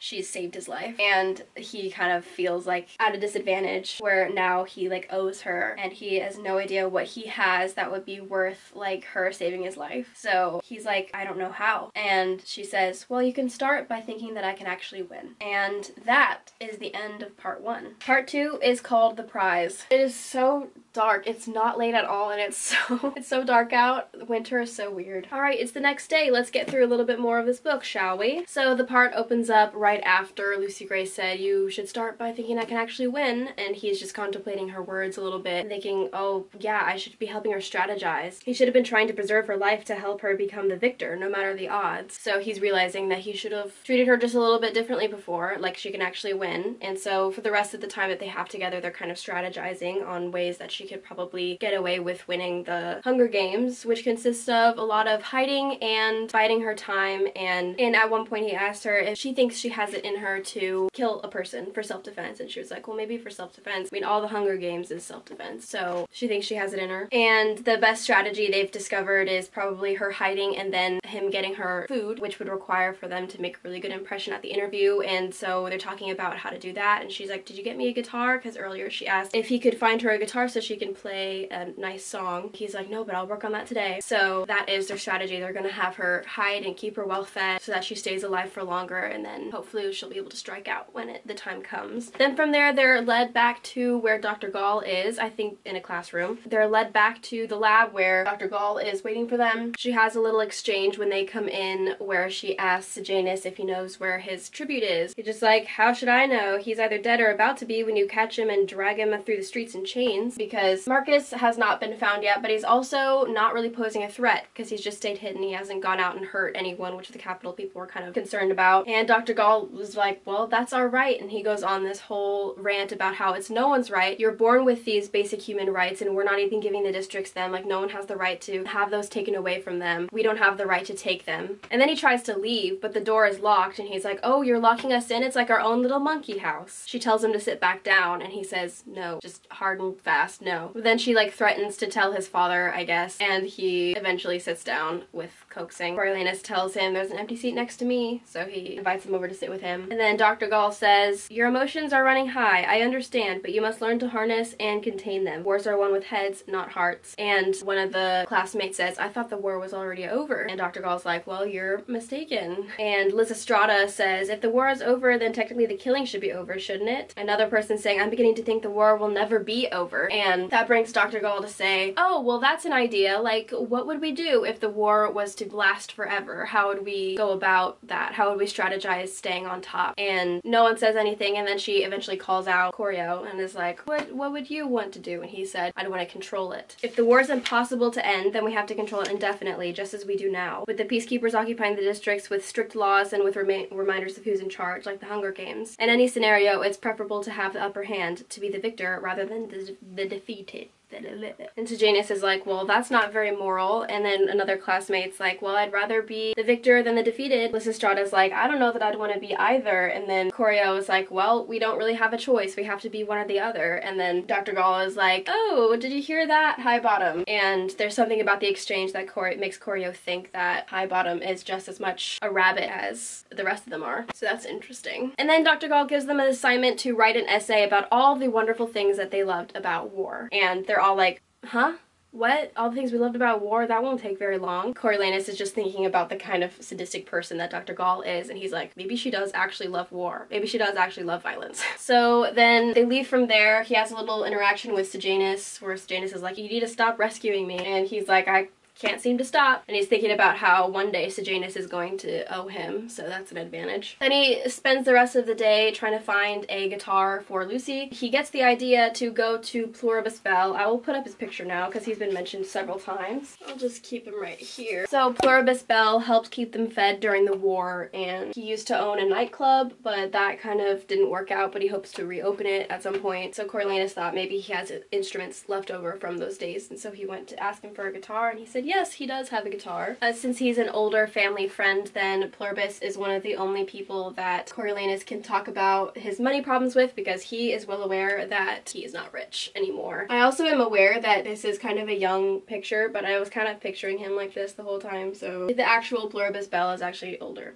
So, and they kind of banter a little bit, and Pluribus says that, oh, Lucy Gray's great, she's the kind of girl that I would want to perform in my club. He kind of makes a little comment that says, the truth is we were all so busy killing each other that we forgot how to have fun. She knows though, your girl. So he goes and digs out a really nice guitar, gives it to him, and Coriolanus is like, oh, this is such a nice guitar, and he's like, oh, I trust you, I trust your girl too. So he thanks him and says, I hope you'll reopen the club, I would be a steady customer. And then Pluribus says, oh yeah, just like your father. When he was about your age, he used to close down this place every night with that rascal Casca High Bottom. And that really catches Coriolanus off guard. He's like, that sounds completely like that doesn't fit at all. If his father and Casca High Bottom were friends at any point, then clearly that sentiment has not continued with Coriolanus Snow's father's passing. Alright, a couple days pass, and then it's time for the interview, so he goes to Lucy Gray, and they talk about the song a little bit. Lucy Gray's voice is a little bit raspy from the smoke from the bombs going off, but she says she has a perfect song for it. And then it gets kicked off by the host, who is Lucky Flickerman. I have a photo for him too.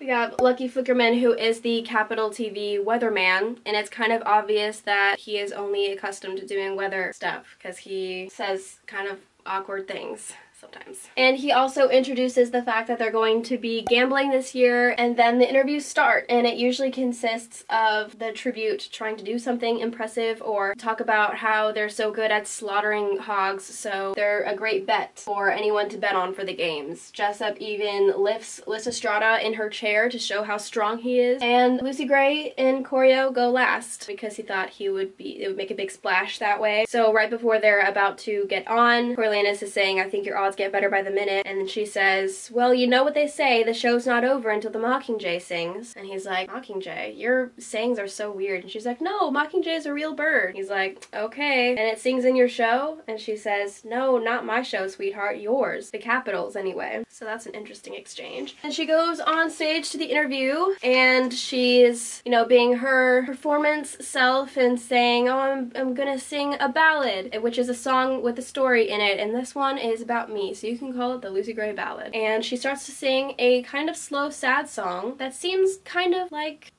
romantic. Like a song about a man who betrayed her or left her heartbroken or something. But she's singing so longingly for this man, and by the end of it, everyone is like loving it, and the only thing that Coriolanus can feel is jealous. After Lucy Gray's done performing, everyone's very impressed, and everyone's talking about Coriolanus Snow and how he's her mentor and all this stuff, and he's like, I should be happy right now, but all I am is jealous. And he's like, why am I jealous? I have no claim to her heart. I barely know her. Like, it's fine that she had another lover in District 12, it's fine, but he's still mad. He's still jealous. They bow together and they exit hand in hand, and they kind of congratulate each other on it, and he asks about the song, and she's like, oh, I left some loose ends back in District 12. Someone who owed me plenty had a hand in her reaping, she says, and the song is a payback of a kind. So whoever that song was about had some kind of hand in her ending up in the games. And she said, most people won't know that, but the Covey will get the message loud and clear, and they're all I really care about. They part ways, and he comes across Pluribus Bell, who says, oh, I'm determined to headline her in my club if she survives the games. Snow's like,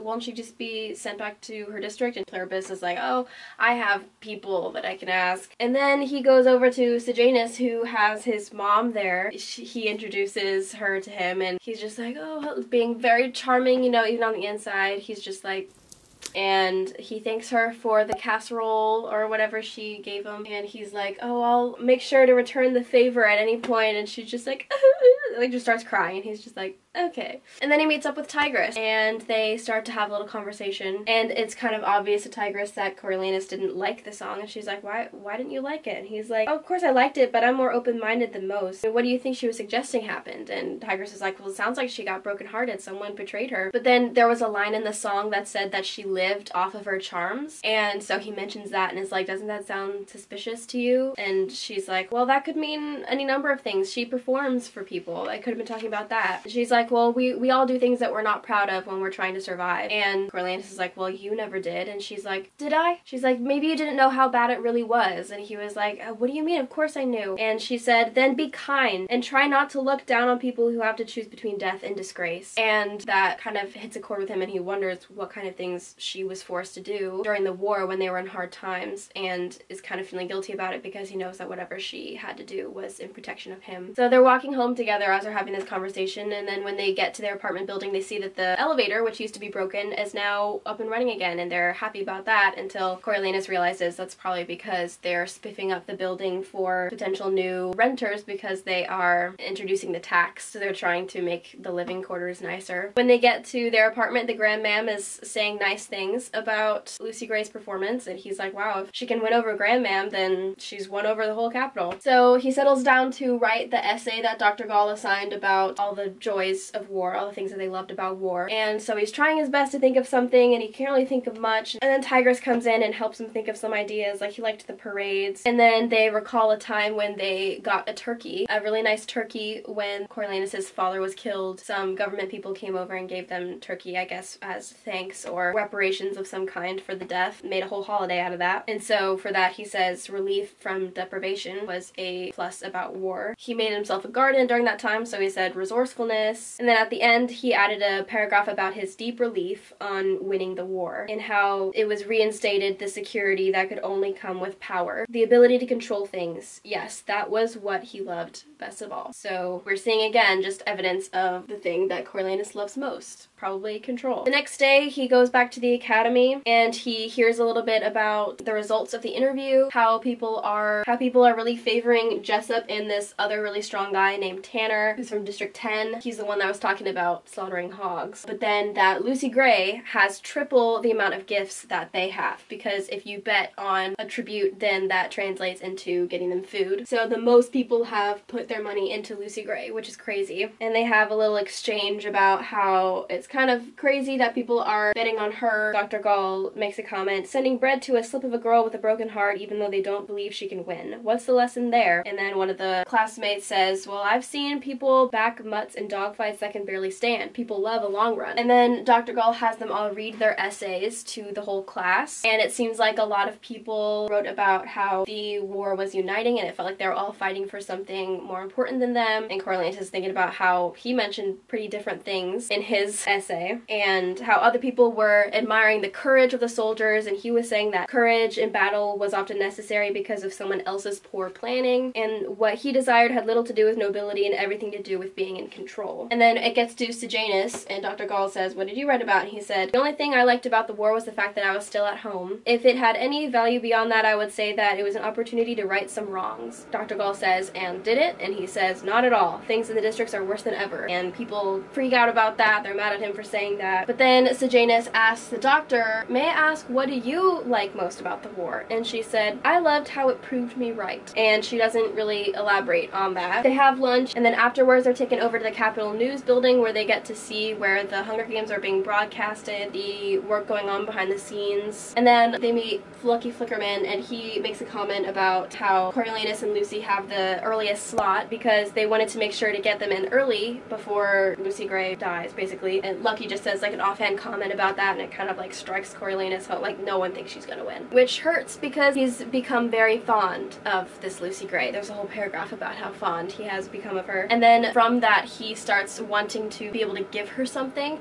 that shows how much he appreciates her and how fond he is of her. But he can't think of anything. He's like thinking of all these things that might be of importance, but then he's like, none of them will help her defend herself or anything. Like there's no good options. But then the morning of the games dawns, and as he's leaving, Tigris says, tell her that I'm rooting for her, and the Grand Mam says, tell her that we are all so sorry she has to die. He gets to the academy and he gets to Heavensby Hall, which I'm not clear if Heavensby Hall is part of the academy. I've been thinking that it is, so I'm not really clear on that, but he gets to Heavensby Hall, which is where they're going to be watching the games and sending the tributes off. And Lysistrata is there, and she tells him, I've actually become rather fond of Jessup. He saved my life in the arena. And she kind of says it in a way that makes Corio wonder if she knows that Lucy Gray also saved his life. He meets up with Lucy Gray, and he gives her some food that Tigris had just packed up for him that morning, and he gives it to her, and it includes a rose, and she repeats the thing that she said at the train station when she tastes a rose petal and says, tastes like bedtime. He says, oh, there's enough for you to share with Jessup, and she's like, oh, he's not eating. She says, he's acting kind of funny. Of course, all kinds of crazies coming out of our mouths now. And then she says that Reaper said the night before he apologizes for having to kill them all, and Jessup spits in his eye, and they kind of get into a tussle. And so they talk about their strategy of he's going to be able to get her food as long as she's able to hide from everyone. And then she kind of starts to get really weepy and teary-eyed, starting to doubt if she can actually do this, and it's the first time that Coriolanus has actually seen her full-on cry. So he comforts her. She says, I don't want to die. And he's like, I won't let you die, Lucy Gray. And she's like, you should let me. I've never been anything but trouble for you. And he said, what do you mean I'll be a wreck tomorrow? When I told you that you mattered to me, I didn't mean as my tribute.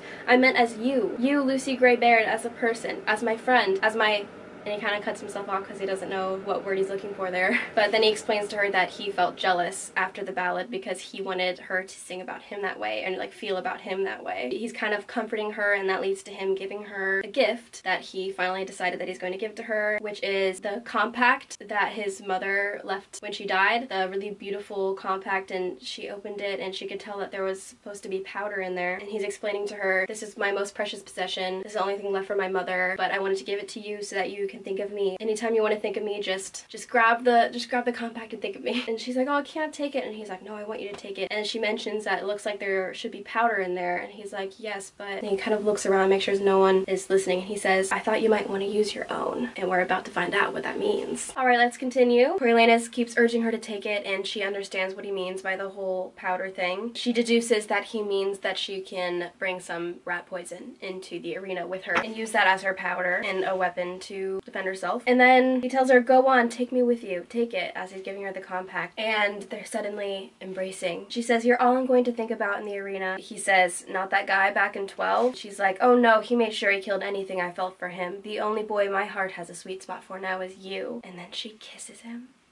like on the lips. So they share a little moment and everyone's like, they want to kiss again, but then the peacekeepers take her away and they're separated. One of his classmates is like, well, that was interesting. And he was like, what can I say? I'm irresistible. When he goes home, he kind of consults Tigress and says, I think she's fallen in love with me. And she's like, well, what do you feel for her? And he's like, I don't know. He doesn't have very much experience with ladies because they were trying so hard to keep the fact that they're poor a secret. So he never brought any ladies over or anything like that. He mentions that there was one time in an alley behind the train station, but that wasn't really romance so much as a dare that one of his classmates put him up to. But the fact of the matter was that Lucy Gray was still a district girl and he was a capital girl. And he had always thought of district people as little more than animals. So he's like, this could never work, but I'm so conflicted. So the next morning he makes his way over to the Capitol News building to watch the broadcast, and he meets Dr. Gall and Dean Highbottom on the way, and Dean Highbottom mentions, oh, I hear there was quite a touching scene last night at your goodbye. And he's like, oh my goodness, could there be two people less capable of love right now? And then Dr. Gall says, well, it's too bad she's not going to last. She's probably not going to last a day. And he says, well, you know what they say, it's not over until the Mockingjay sings. So he's kind of adopted that saying. And then they hear that the District 5 boy passed away in the middle of the night thanks to something related to asthma. So he is another one that has passed away even before the games have started.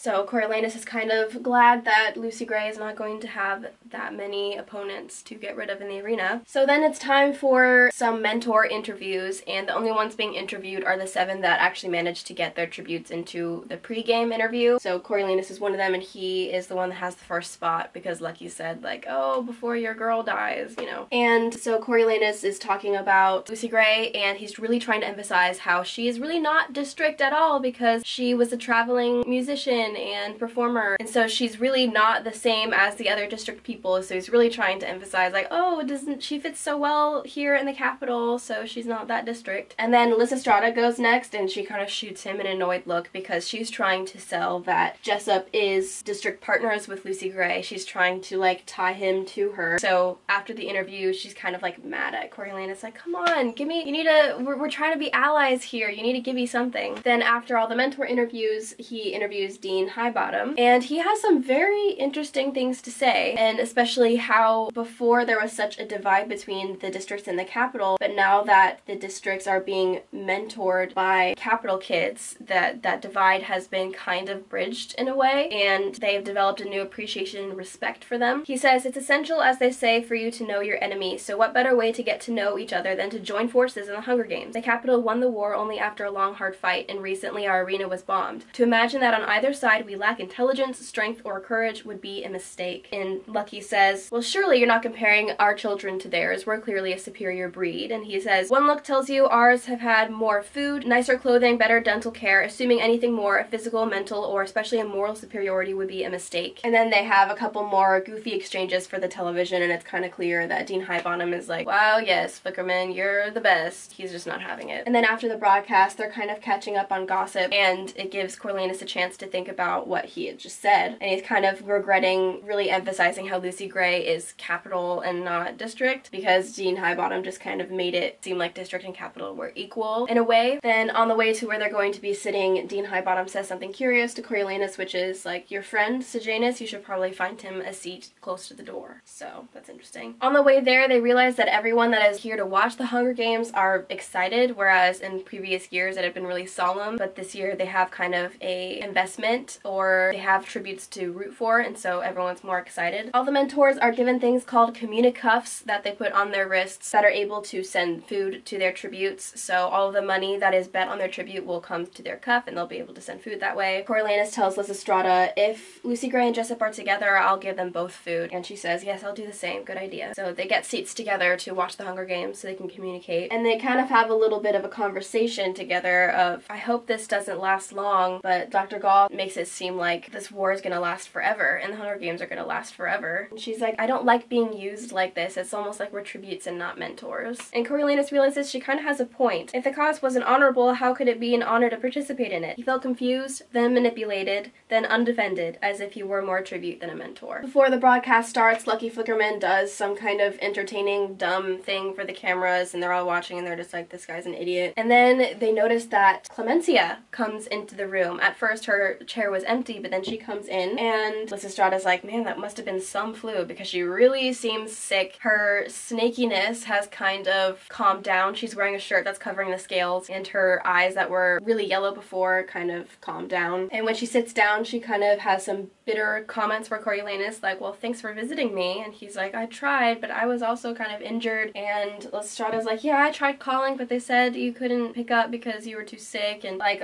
all this stuff, but she was still really mad that no one had bothered to tell her parents where she was and all that stuff. And then Sejanus comes, and Coriolanus is like, here, come sit by me. And Sejanus looks kind of ill just at the fact that the Hunger Games are starting. And then finally, Lucky Flickerman says, ladies and gentlemen, let the 10th Hunger Games begin. And we see on the screen the 14 remaining tributes all standing in a circle, but that's not what anyone is looking at. What they're really looking at is this structure by the entrance of the arena that has 2 poles and a crossbeam, so it's kind of like an arch, and hanging from the crossbeam is Marcus. And he is so battered and bloodied that it almost looks like his corpse is being hung there, but you can tell that he's alive because his lips are moving. So they discovered Marcus and they're having him hung in the arena. After everyone notices Marcus, the mood in the hall completely changes. Coriolanus is thinking about how if there was any creature he saw displayed like that, then he would be horrified, but a human boy is even worse. And this kind of demonstrates a new low of the Capitol, because before, with the games, they were kind of virtually keeping their hands clean with having the district children kill each other. But with this, it's like kind of crossing that boundary. Like obviously the Capitol physically did this to this boy, and he can sense Sejanus just tensing up, and he finally springs up from his chair, goes and grabs another chair and throws it at the screen, and he turns around and says, monsters, you're all monsters here, and he storms out and no one bothers to stop him. And at that moment the gong sounds in the arena and he sees all the tributes scatter. He sees Lucy Gray go and find a hiding place, and then within a few minutes all of the tributes have disappeared except for Reaper.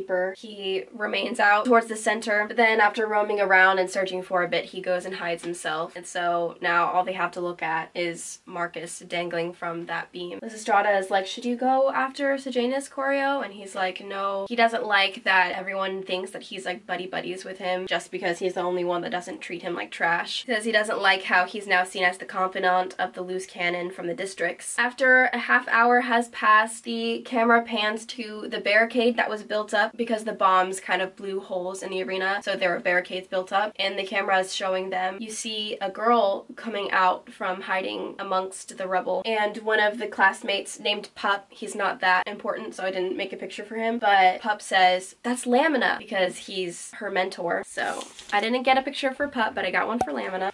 So Lamina comes out from the wreckage, and Lamina is the one that couldn't stop crying during the first mentor tribute meeting, so no one really thinks about her very much. But now she makes herself a contender because she runs out, she takes a good look at Marcus, she goes over to the pile of weapons and sorts through it and chooses a small axe. She's from District 7, so she is good with lumber axes and all that. She chooses the axe and she goes over to the steel pole that's supporting the beam that Marcus is dangling from. They think that she's going to cut down the beam, but instead she puts the axe in her mouth and starts climbing the beam, or the pole. She's able to climb up onto the beam and walks across to Marcus and leans down and says something that the microphones in the arena can't pick up, and he answers her back. And then she reels back her axe and starts to strike him in the neck repeatedly until she's succeeded in killing him. And then she cuts the bonds that were making him dangle from there, and he falls to the ground. And Pup, her mentor, is like, that's my girl, and the cameras start to pick up his reaction, and he's like, you can send us gifts, like showing the cuff that has all the food on it. He's like, just send us gifts if you want to support her because she's doing well. And then pretty quickly some people started sending him stuff, and there's like a little ping every time a gift is given, and he's like, I think she deserves a little something, and so he sends her water. And so everyone's watching because it's the first time someone has sent in food, and what happens is like a drone comes and delivers the food, but obviously it's a little bit jank because instead of giving her the water, it slams into the side of the beam and just falls down, and the water breaks and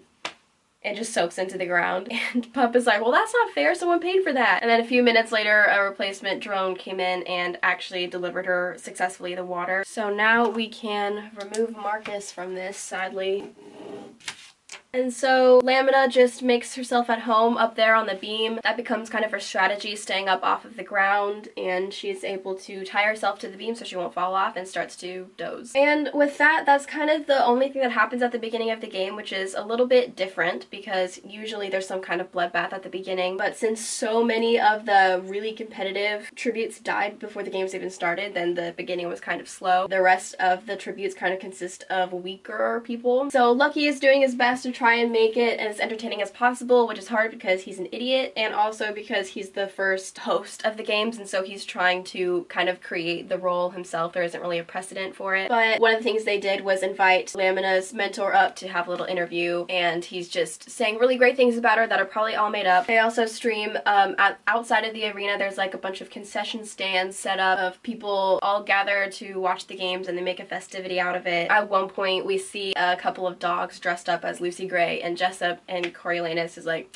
I don't know how I feel about that, but then after it shows that, then he gets more gifts on his cuff, so he's like, oh, I guess it's fine. And then Lucky interviews Dr. Gall, and he's like, so what's up with this slow beginning? And she's like, well, because over a third of the tributes died before the game started, we actually have about the same amount of casualties as we did this time last year with the Hunger Games. So it's actually not going that slow because of that, but also because with the bomb attacks, it kind of changed the terrain of the arena, so now there's more hiding places, more places to climb and hide, all that stuff, so it's a bit different. Usually in the past years you could at least spot the tributes easily, but with this they're all able to hide. And also with the added factor of people being able to send in food, the games could last indefinitely, she says, a lot longer than they usually do. So those are all new factors in the games this year. Finally, at 5 o'clock, the dean dismisses the student body, but the mentors of still surviving tributes stay behind to keep on watching and make sure that nothing else happens. Coriolanus also is able to have free food, which he says is another reason that he's glad that Lucy Gray hasn't died yet, because he gets to still enjoy the free food. He starts to discuss some strategies with Lysistrata. After they were done eating, they notice some activity. The boy from District 3, whose name is Cirque, kind of pokes his head out of wherever he was hiding and kind of like gestures to this other girl, and there's a girl that they haven't really noticed a whole lot that comes and joins him, and we realize that her name is Teslie from 3. Teslie from 3, and Lucky Flickerman kind of introduces her. He's like, oh, Teslie was mentored by our very own, and then he doesn't remember, and then the guy who's actually her mentor, his name's Urban, he's just like, oh, make an effort, and he's like, ah, yes, Turban Canville, and he's like, it's Urban. And then Cirque's mentor, whose name is Io, says, oh, I'm gonna give him something, so she sends them some food from drones. They have emerged from their hiding places, and they're going to where Marcus's body is. They kind of skirt around him and go instead to the drone that had fallen to the ground, and they start fiddling with the remaining parts, the batteries, some wires, and they actually make the light from the drone start blinking again, and they're like, oh yes. And Lucky's like, ooh, this is exciting. But then a figure starts to appear at another side of the arena, and so they run back to their hiding space, and it turns out to be Reaper, and he's actually carrying someone in his arms. He's carrying a girl who they see is actually Dill, his district partner. She looks terrible. She looks like she's dying from an illness of some kind. Lysistrata says, oh, it's probably tuberculosis. Someone tells Clemencia, who's Reaper's mentor, shouldn't you send him something? And she's like, why? All he did is carry someone. So Reaper sets Dill down and goes back to a hiding place, and Dill's mentor says, well, I'll send her something anyway because she's already suffering. So he sends her some water. The drones deliver the water, but Dill barely even notices, and then someone runs out from a hiding space and grabs the water and leaves, so Dill didn't get any water. And then finally, Lucky Flickerman gets on to announce that Dill from District 11 has died. So they interview her mentor, who is actually the grandson or something of the president, the current president of Pan Am. He's like, well, it's not surprising, she wasn't the strongest to begin with, and the interviewer kind of sucks up to him because of how important his grandfather is. But that is kind of the last thing that happens that day during the games, and so they all go home. Coriolanus is just thinking a lot about Lucy Gray, wondering if she's thinking about him, and now that the games have begun, he's kind of like realizing that her Songbird staged personality seems kind of useless at the moment, because it's not the same as being strong like some of the other people. He starts to go to bed, but then he smells jasmine tea, which is something that they only break out with guests, so he goes out to see who the guest is, and he sees that it is actually Sejanus's mom. I have a little picture for her. He calls her Ma, so it's Ma Plinth, but she seems very frazzled about something, very concerned about something, and as Coriolanus comes out, Tigris is like, oh, maybe he knows something, and he's like, what's wrong? And she says, oh, my son Sejanus, he's missing, he didn't come home, and she knows that he's not with any friends because Coriolanus is actually his only friend, and he thinks to himself, oh, how sad he doesn't have any friends, because he doesn't consider himself a friend. She checked with the peacekeepers, they didn't find anything. They're saying, oh, maybe he came home after all, maybe you should just go home and check, because the Grand Mam is a little bit racist to Ma Plinth for being from District 2, so she's like, oh, maybe you should just go. Maybe you should just go check at home. And she's like, oh, maybe I should. So she gets up to leave, and Coriolanus is about to escort her to her car when she kind of freezes, sees something on the screen and freezes, because on the screen is broadcasting from the arena. And Coriolanus looks and he sees there's a figure of some kind going towards Marcus's body, and they're kind of going towards Marcus slash Lamina, who's up on the beam, and he's like, oh, one of the tributes are finally trying to make a move on her. He's like, okay, Ma Plinth, let's just go. Let's go find your son. And she says, no, there's no need. That's my son in there. And she points to the screen.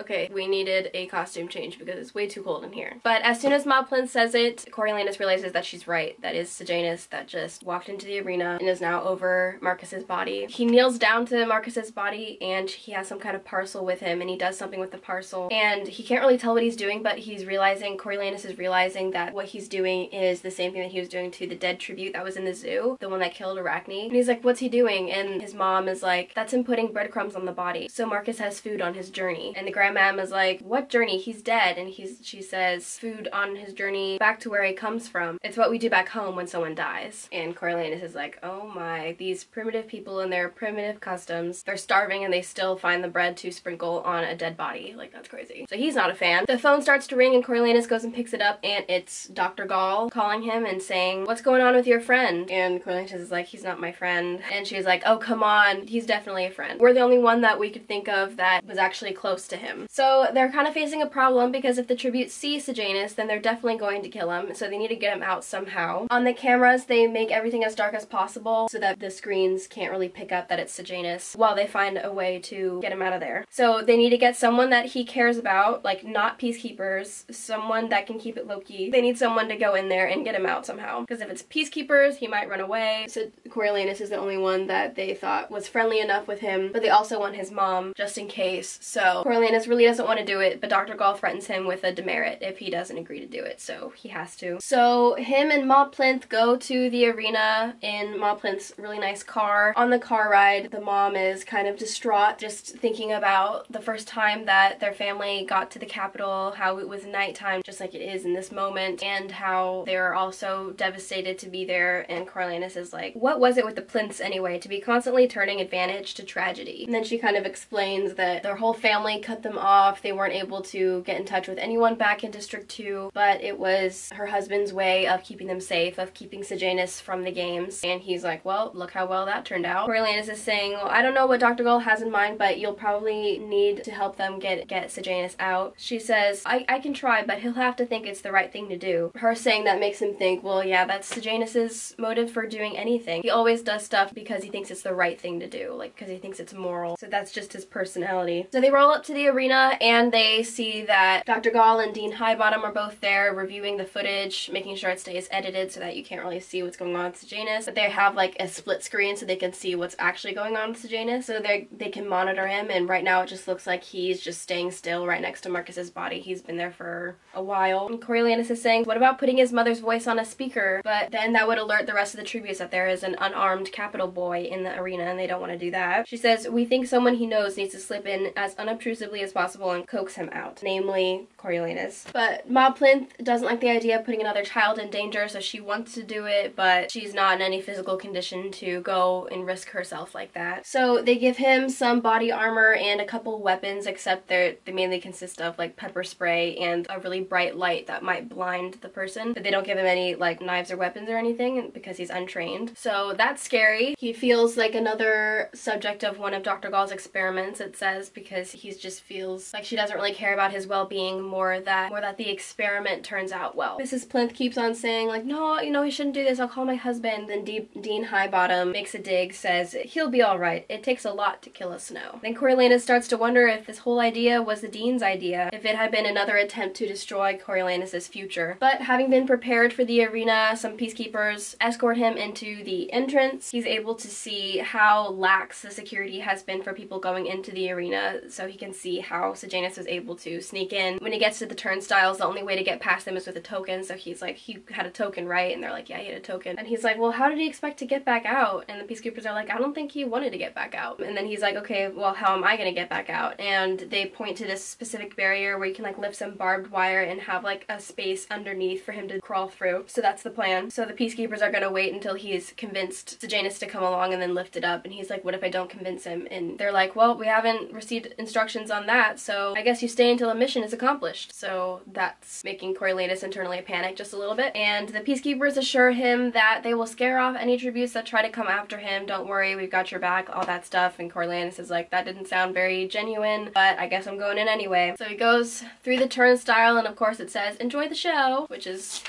very encouraging. So he goes in. Luckily, Sejanus is pretty close to the entrance, so he's able to sneak in, and he doesn't want to spook him, so he gets a little bit close and whispers, Sejanus, it's me. And Sejanus starts to laugh and says, you really can't stop rescuing me, can you? And then Coriolanus just starts trying to get him to come, and Sejanus just keeps on talking about random things. He asks Coriolanus if he's ever seen a dead body, because he hasn't really, just at funerals. And then he wonders what's taking the tribute so long to find him. He's right there out in the open, so why aren't they coming to attack him? And then tells Coriolanus that he should get out of there. And Coriolanus is like, I'd like to, but think of your mom. She's waiting out there for you. You need to go to her. And he's like, oh, poor Ma. She never wanted any of this. Not the money, not the capital. But my father, he'll keep his distance until this is settled. Then let the buying begin. And he starts to talk about how his father thinks the solution to everything is money, that any screw up that happens, he can just cover it over with money. He says, Coriolanus, he'll buy you if you let him. And Coriolanus is like, you're my friend. He doesn't need to pay me to help you. And Sejanus is like, you're the only reason I've lasted this long, Coriolanus. I need to stop causing you trouble. And then Coriolanus just keeps telling him, yeah, come on, we can do, like, you can do this, let's just escape. And Sejanus is like, no, there's nothing left to do but die. And then finally Coriolanus is like, that's it? That's your choice? Sejanus says, it's the only way I might possibly make a statement. Let the world see me die in protest. And Coriolanus is like, they won't see anything. They've darkened the broadcast. No one can tell you're in here. And he's like,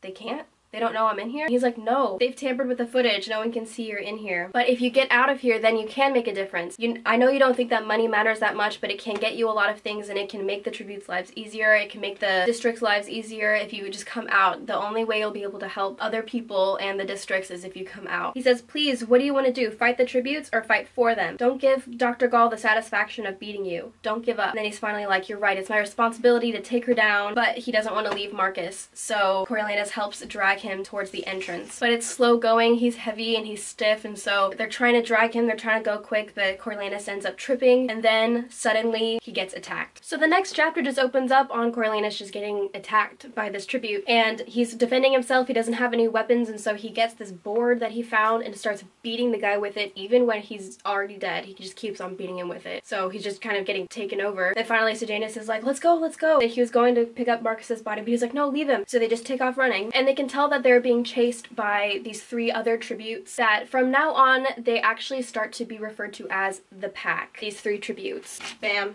These guys, it consists of Tanner, who is Slaughterhouse Boy, and then Coral and Mizzen, who are both from District 4. So this is the Pack, and they just start to go ham and chase Coriolanus and Sejanus to the exit. They're running to the exit, and Coriolanus legitimately thinks that he is about to die. He thinks he's about to die in this arena right now. The peacekeepers are doing absolutely nothing to protect them. There's no no protective gunfire, anything like that. They're on their own and they're booking it. And then finally they get to the exit, and at this point they've sustained like little wounds from stuff that the tributes have been throwing at them. And Coriolanus gets another concussion, Sejanus gets a cut in his calf. They finally get to the point where the peacekeepers, you know, they separate the barbed wire from the ground and they just go flying. Coriolanus gets his face scratched when he does that. So they're now finally safe after sustaining multiple injuries, and it becomes apparent that the peacekeepers were purposefully not shooting the tributes because they were under orders not to touch them. And so they were ready to let them die instead of killing the tributes. They were willing to let Sejanus and Coriolanus die. And one of the peacekeepers even says, "Don't blame me if Dr. Gall thinks you're expendable." They take him back outside the arena, and Sejanus is very apologetic to Coriolanus, and he even calls him his nickname, Corio, which makes Coriolanus want to strangle him. They're finally loaded into an ambulance, and their wounds are being treated in the ambulance, and instead of being taken to the hospital, they're actually taken to the Citadel, which, if you remember, is where Dr. Gall's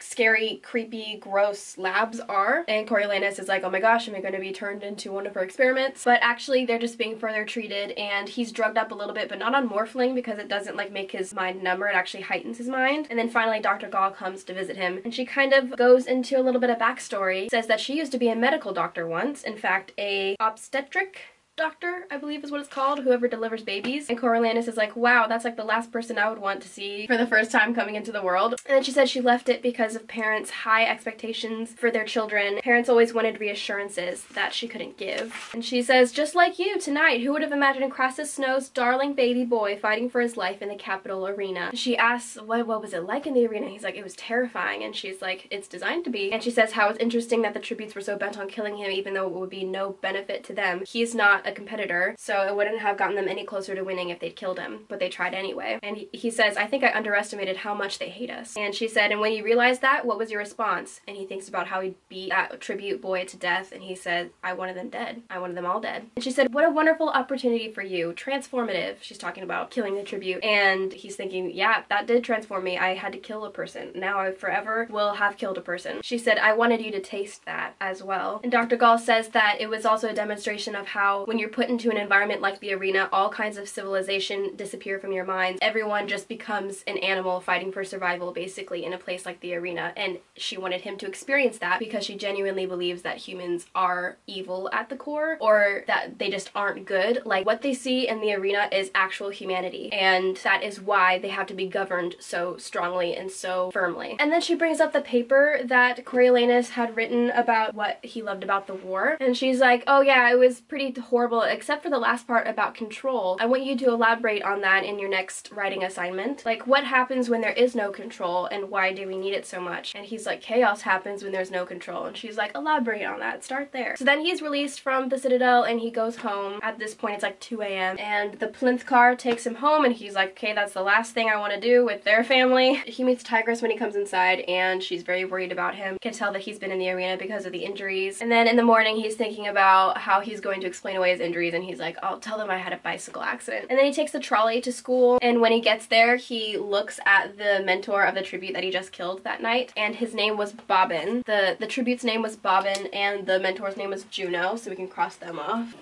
He's kind of like looking at her a little bit guiltily and wondering how they're going to explain away that guy's death. Someone asks him, what happened to your face? And he was like, it was a bike accident. And they all take their places watching the screen, and they see that Marcus's body is gone, and they're like, oh, someone must have moved it. And Coriolanus is like, and then they announce the fact that Bobbin has just died in the night, which means there are 12 tributes left, so we're halfway to the end. So they have the last interview with Juno, the mentor of the guy who died, and she seems very suspicious during the interview. Like, I suspect foul play, and they're like, it's the Hunger Games, what kind of foul play do you suspect? And she's like, I don't know, but I want to see tape of last night. And Coriolanus kind of gets nervous about that because he knows that the tape does exist. But then Lucky comes back on and says that they have a big surprise to announce to the remaining mentors, and then they invite Sejanus and his father to the screen. And it's kind of funny, Sejanus has been injured, and so Lucky asks him about it, and like, how'd you get those injuries? And he was like, bike accident. And Coriolanus is like, ooh.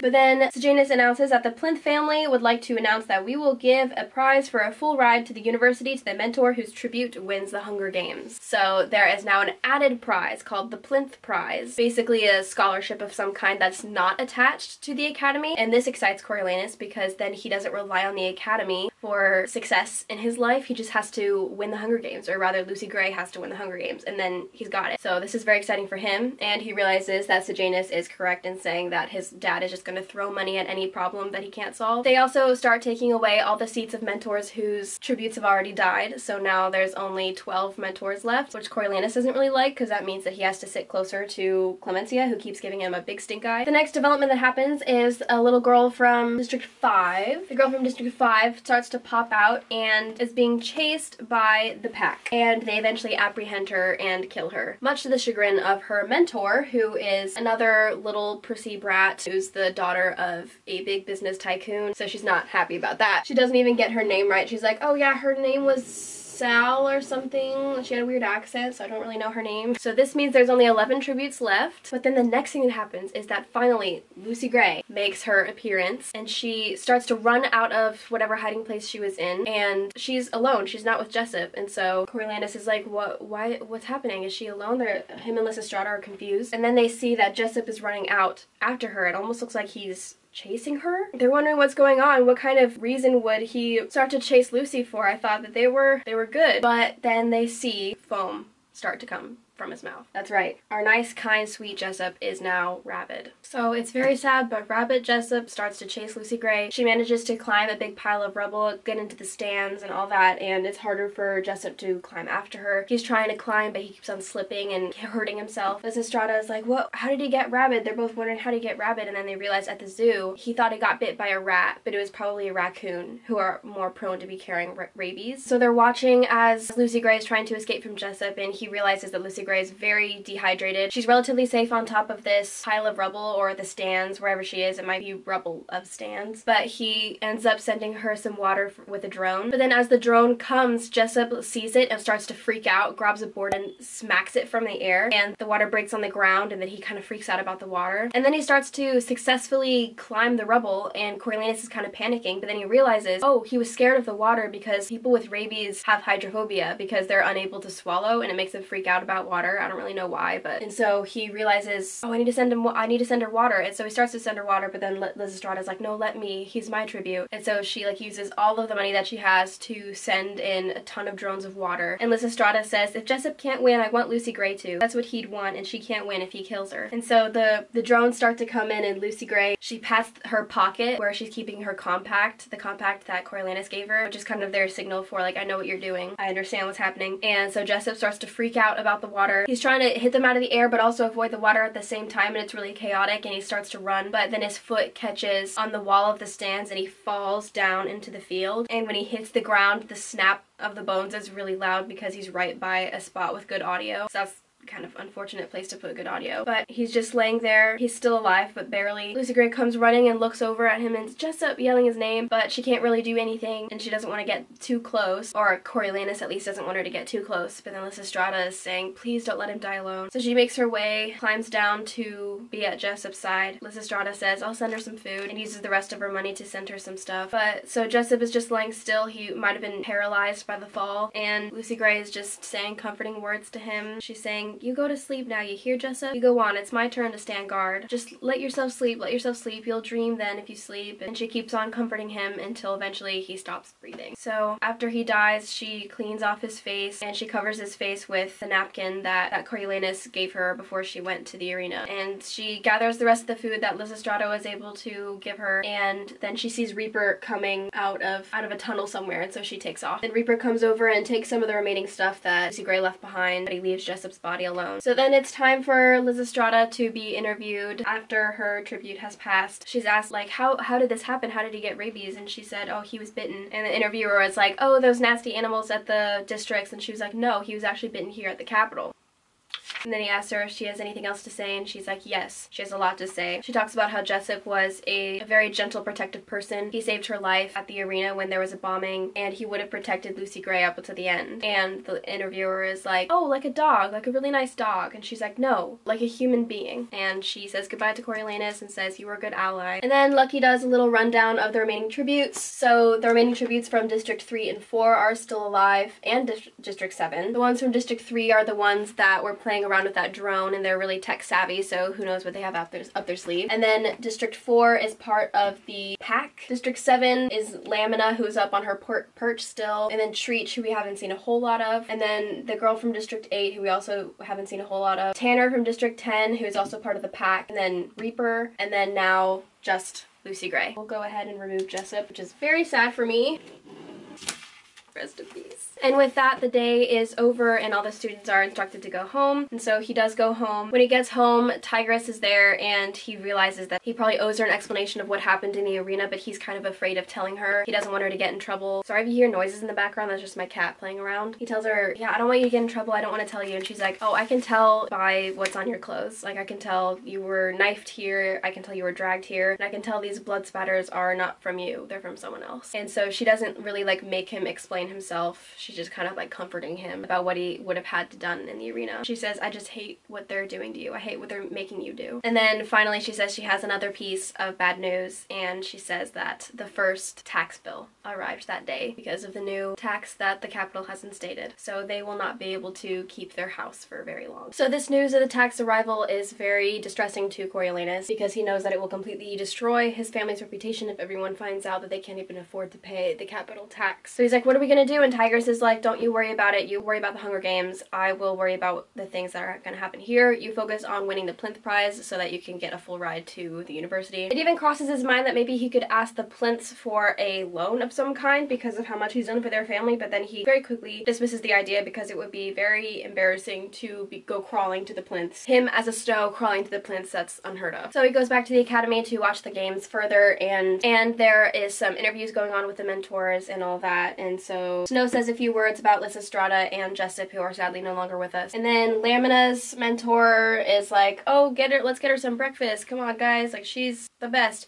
And so he starts to send in a lot of drones for her. But then what happens is Reaper comes out of his hiding place, and he actually starts going towards Lamina, and they're like, oh, he's finally gonna make a move on her. But then he just points to her, and we finally realize that staying in the sun for this long has actually made Lamina really sunburned, and her condition is kind of worsening a little bit, and they're kind of using gestures and stuff. There's no microphones, again, in the arena, so you can just kind of guess what they're saying. But he's offering some kind of proposition, and Lamina agrees. So then he goes over to one of the Pan Am flags that's in the arena, and he starts to cut it up. All the capital people are very flabbergasted by that, thinking, oh my gosh, he's gonna be punished for that, like, we should punish him. But he cuts a piece off of the big flag, and he goes back over to her and he throws it up to her, and then she throws down some food. So she's able to use the flag to cover herself from the sun, and then he's able to eat because Clemencia is not feeding him for any reason ever, so he's starving. And so Reaper and Lamina have kind of formed some kind of alliance. It wasn't a full alliance, but they're at least kind of helping each other out a little bit. And the pack comes out and asks for food, so they start eating. So they're all getting their breakfast. And then there's kind of a lull, so Lucky Flickerman comes back on and acts like an idiot with this bird that he has, bird named Jubilee, and he just tries to get it to talk and stuff. And then he starts to interview Dean Highbottom. He asks him what kinds of things that he's noticed in the games, and he's saying he's noticed some kind of interactivity between the tributes this year, and also how the bombs changed the landscape of the arena, so now there's like a whole new game to going on. And then there's also the added factor of the food that the audience is able to pay for, and he's like, you know what that means? And Lucky's like, no, what does that mean? And he speaks like he's talking to a 2-year-old. He's like, it means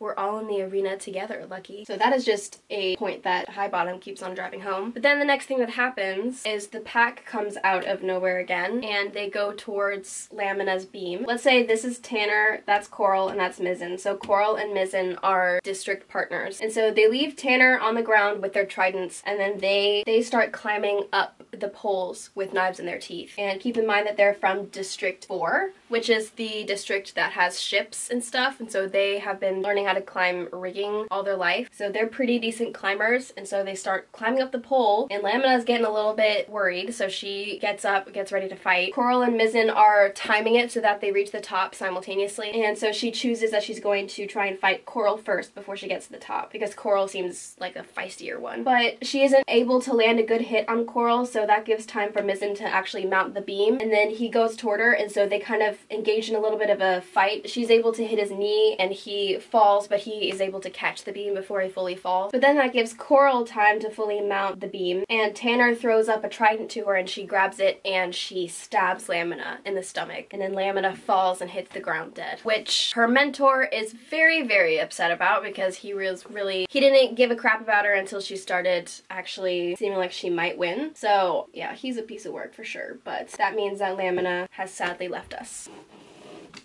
Rest in peace. So then Lamina's mentor just kind of storms out and ignores the interview that they normally have after a tribute passes. And then Coral eventually goes and helps Mizzen up, and then they both climb down. And then they both look at each other and then kill Tanner. So that alliance didn't work out. So Tanner is now also down. But his mentor is able to conduct herself with a little bit more grace. She speaks very politely about how Tanner was actually pretty okay there. She thought that maybe he would win, but it didn't turn out, so what can you do? And eventually it was because his friend stabbed him in the back, so that's an important life lesson. Then not a whole lot happened after that. Treach came out, Tesley came out, grabbed another drone, and that's about it. But then Reaper comes out later, another time, and he actually goes over to Lamina's body and takes her next to Marcus's body and next to Tanner's body, and he starts to kind of arrange them. And then he finds Dill and Sol, and then he went over and cut another piece off of the flag and draped it over their bodies, and everyone's very upset about that as well. And then he takes another piece of the flag and ties it around him like a little cape, and everyone's like, oh my goodness, Clemencia, please feed him. And she's like, I'm not gonna feed him.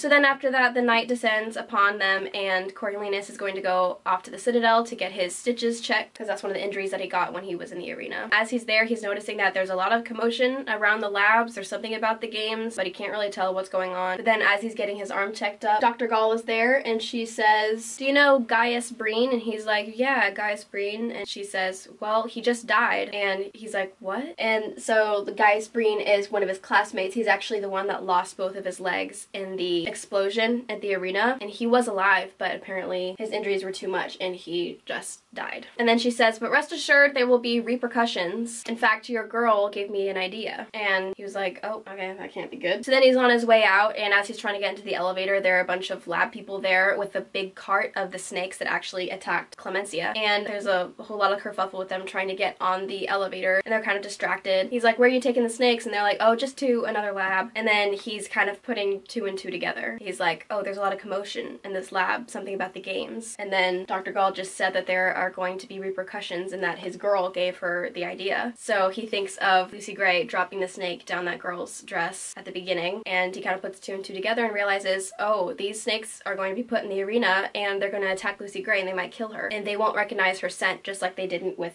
Clemencia. Then he just kind of automatically goes over to the tank and inexplicably, without his mind thinking anything, just drops in the handkerchief that Lucy Gray used one time. I just keep giggling about how it just keeps on progressively getting darker throughout these videos. Funny. Well, after Coriolanus drops the handkerchief down, he instantly regrets it and he does not know what he just did. He's kind of in a state of shock while he's walking home. He realizes that he had just crossed some kind of line, and that he starts to kind of blame maybe his experiences with Sejanus' influence over him, to get to the point where he just totally cheated in the games, because he knows that by dropping that handkerchief into the tank, the snakes are going to like the smell of Lucy Gray and therefore not kill her. But then he realizes that the plinth apartment is actually just a couple blocks away, so why not just pop right in for a spell. So he goes, and then Ma Plinth comes out from the kitchen because she's just always in there making delicious things, and she talks to him for a little bit while he gorges himself on her delicious sweets. And he notices how many things that she has brought over from District 2, and she just kind of is bemoaning the fact that she left everything behind in District 2 as always, and it's just kind of getting on his nerves. And then he is led up to her husband's office where he has been summoned, and he has a little conversation with Sejanus' father, in which he talks about how Coriolanus looks like his father, but he's actually nothing like his father because he went into the arena to save Sejanus, and his father would never have done something like that. And every time he says thank you, Coriolanus is like, okay, here's the part where he's gonna give me a bunch of money. Here's the part where he's gonna give you a bunch of money. Just this whole time he's like, he's about to give me money. He's about to give me money. He keeps thanking me. And he's like, oh, no thanks required. No, it's fine. He's my friend. And he's just like, so is he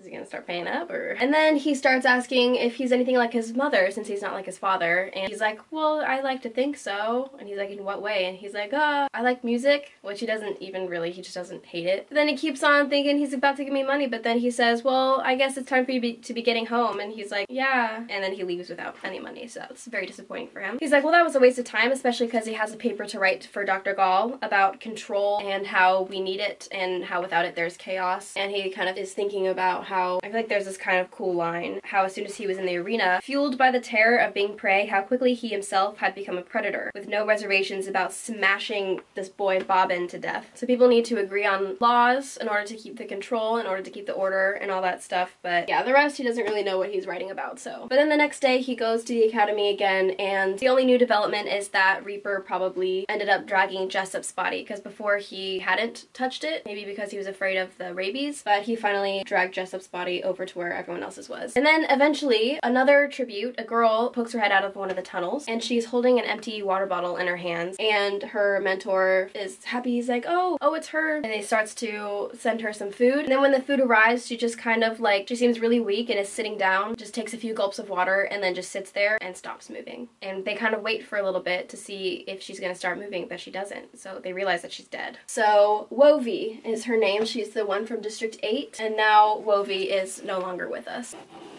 Everyone else is a little bit confused about how Wovie died, but Coriolanus is kind of thinking that Lucy Gray probably poisoned the water that she had been drinking with her rat poison that she smuggled in, and that's probably how she died. But luckily no one in the capital is suspecting anything, so they are in the clear for now. Then Reaper comes out of nowhere and goes over to investigate Wovie's body. Coriolanus can tell that he suspects that Wovie did not die of natural causes, that she was killed somehow. And then he takes her over to where he's been putting all the other bodies, and he ignores the food, much to Clemencia's chagrin, I guess. She's like, this is what I'm dealing with, guys. See? This is why I'm not giving him food. He was stupid enough to ignore the food. And the ones from District 4, these guys came out and took the food instead. But then everything goes quiet again, so Lucky comes on, and he is now interviewing Dr. Gall. And Dr. Gall reveals the fact that Gaius Breen had just died that night, and that as a repercussion, they're going to remind the rebels to not do things like bomb the arena again. And so she says in response, we've planned something special for their children in the arena. And then they see that a big oversized drone starts flying towards the arena, and it has the big glass cage full of snakes. And everyone that is at the arena on the field, they just bolt. And then the drone sets down the cage and the walls fall and the snakes just scatter. And the boy and girl from District 3 are actually still near the snakes. And so in a panic, they go and climb up the 2 poles for where Lamina used to be. But the boy didn't get there in time, and he gets overtaken by the snakes and dies. So that boy's name was Cirque, and he is our first casualty as a result of the snakes. But his district partner, Teslee, is able to get up the pole high enough to avoid the snakes. So she's just kind of like staying up there. She's not strong enough to climb the whole way. And then we hear from far away a girl screaming, and Coriolanus is like, oh no, that's Lucy Gray. But then we see the ones from District 4, these guys, just bolt out of the tunnels, and we see a single snake dangling from Coral's arm. And that is enough to kill off our girl from District 4. But Mizzen is still kicking.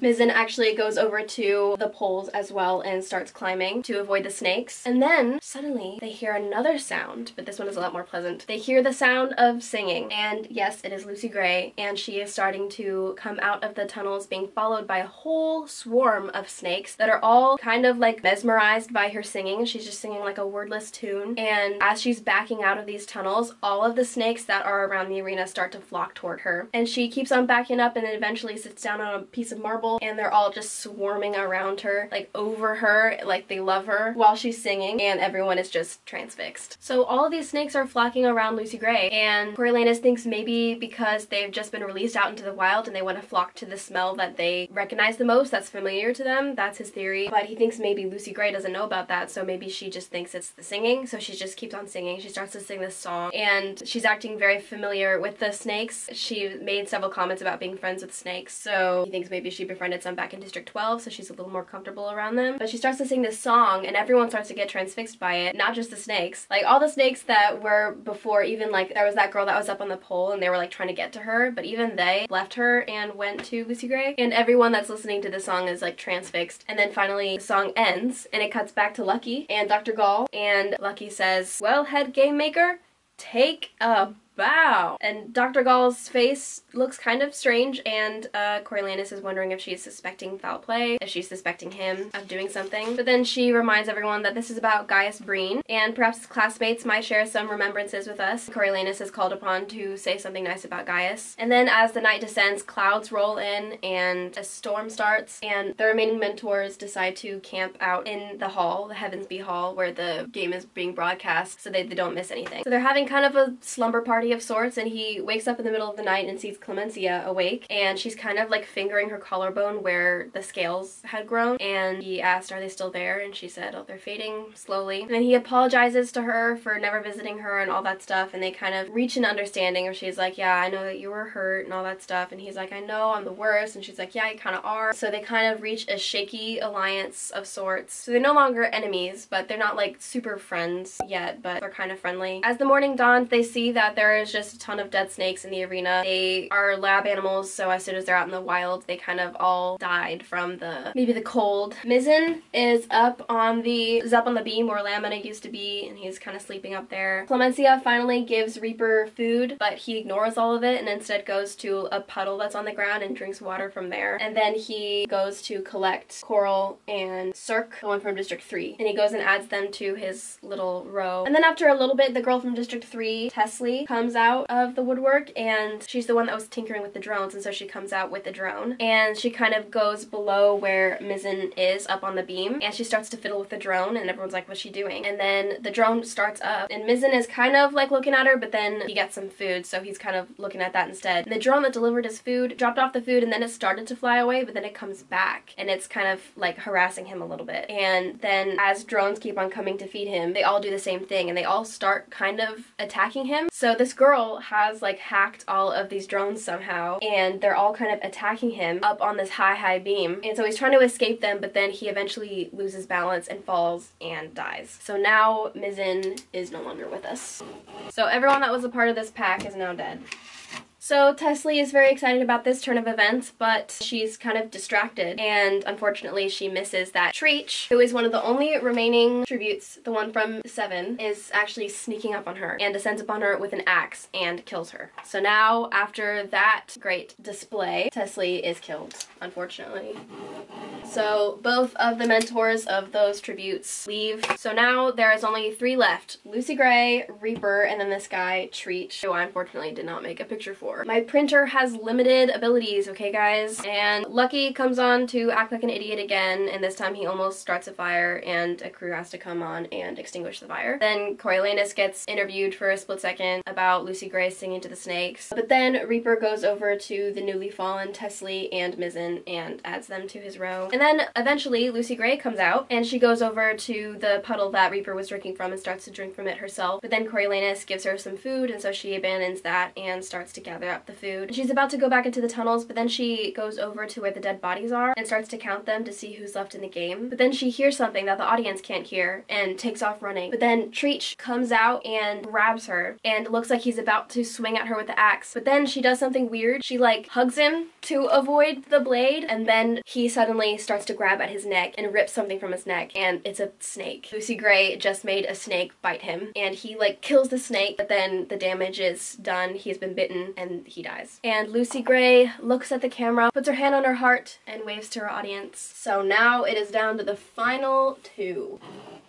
Reaper and Lucy Gray. With her pockets full of poison, she's made it to the final 2. And then Lucy Gray, while Reaper is still far away up in the stands, lays out all the food that she has gotten in kind of a picnic-like fashion, and Coriolanus feels like that's for him. And he actually starts to daydream about the possibility of her winning and them being able to build a life together of some kind. And he just starts to daydream about that, but then he's like, oh no, she hasn't won yet. I can't think about that yet. Then after a bit, she goes over to Treach's body and starts to drag him towards towards where Reaper has been putting the bodies. But then Reaper shouts at her and she runs away, and then he comes to finish dragging him to the pile. And then he goes back up into his place, and then Lucy Gray comes out again and starts to mess with the flags. She like pulls away one of the flags and runs away, and then he comes back and fixes it, and then she comes and actually like takes one of the pieces of the flag and runs away, and then drops it eventually, and he like chases her and grabs the piece of the flag. But then you can kind of tell that he's like about to pass out because he hasn't eaten this whole time. He's refused to eat any of the stuff, and then he finally goes and tries to drink from the puddle, but he's so weak, and he eventually just crawls over to the row of dead people and puts himself in it and puts a piece of flag over himself. And then everyone's just kind of like, what? Did he just die? Is that it? Are the games over? And Lucy Gray comes out and checks his pulse and sees that he's dead and goes over and just sits, and everyone's just like, what? And Lucky comes on and says, Lucy Gray, tribute of District 12 and her mentor Coriolanus Snow have won the 10th Hunger Games. And he gets hounded with questions from the interview, he gets swept up in the celebrations, he's put in a place of honor at the meal, and they totally feast, gorge themselves out, and then he's told that he's to be escorted to the biology lab, and so he goes there with the biology lab, and so he's told, I think you're gonna go see your girl's gonna come out, and he's just thinking, oh, I'm about to be reunited with Lucy Gray. He says, any minute now he'd have Lucy Gray in his arms. Oh, Snow lands on top. It most certainly does. And then he goes, and he opens the door to the biology lab, and he just sees Dean Highbottom, and he tells him to close the door behind him, and he's like, oh, is he going to congratulate me privately? Is he going to apologize for all the stuff that he said to me? But instead, he goes, and he stops dead, and he sees 3 objects lined up on the table. He sees an academy napkin, his mother's compact, and a handkerchief. Then the last paragraph says, the meeting could not have lasted more than 5 minutes. Afterward, as agreed, Coriolanus headed directly to the recruitment center, where he became Panem's newest, if not shiniest, peacekeeper. And that's the end of part 2. Morning, let's hop right back in, shall we? Before I take this down, for satisfaction's sake, I'm just gonna do this. Oh, Lucy Gray, the victor. For better or for worse. Alright, now let's take it down.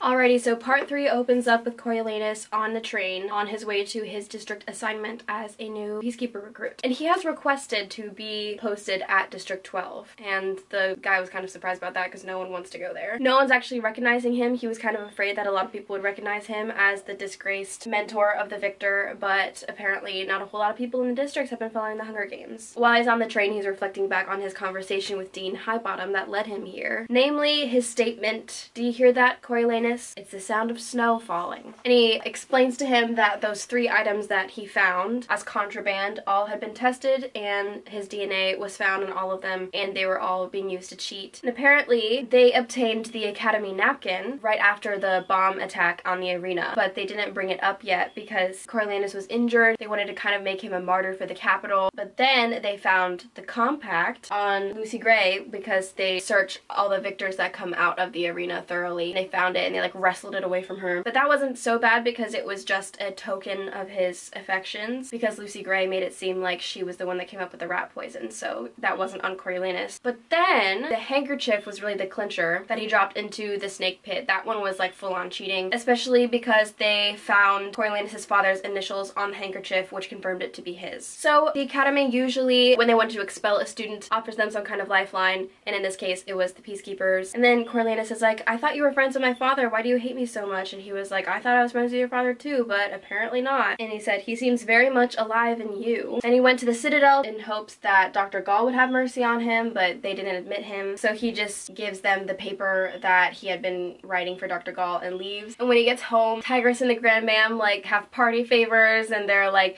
super happy, like, yay, you won the Hunger Games! And then he just starts crying and tells them everything. And they get really sad because anyone who wants to become a peacekeeper has to do it for 20 years, and the Grand Man will not be alive that long, so that's very tragic. So he packs up all of his mementos, feeling like Ma Plinth with all of her District 2 tidbits, and gets on the train and goes to District 12. On the way, he notices TVs and he sees that there's nothing about the games. He realizes he's being erased. No one's broadcasting it. No one's talking about it. He starts to wonder what happened to Lucy Gray. He thinks that maybe Dr. Gall is experimenting on her, turning into an Avox maybe, so he's worried about her, but there's still something inside of him that has hope, and that's why he goes to District 12. His first impressions of District 12 are that it's just super gross and grimy and he hates it already, and then he goes to the base and he goes there with the only other male recruit from the capital and he becomes his roommate. And then he meets the other bunkmates who consist of, they all of their names are nicknames, and so all their names are weird, but Smiley and Bug. So I made pictures for them. They're very nice. I can't wait for you to see. And they give Coriolanus a nickname, which is Gent, because he has very nice table manners. And then the other capital boy that they're with, his nickname is Beanpole, because he's shaped like one. And then I actually forgot to print out a picture for Bug, so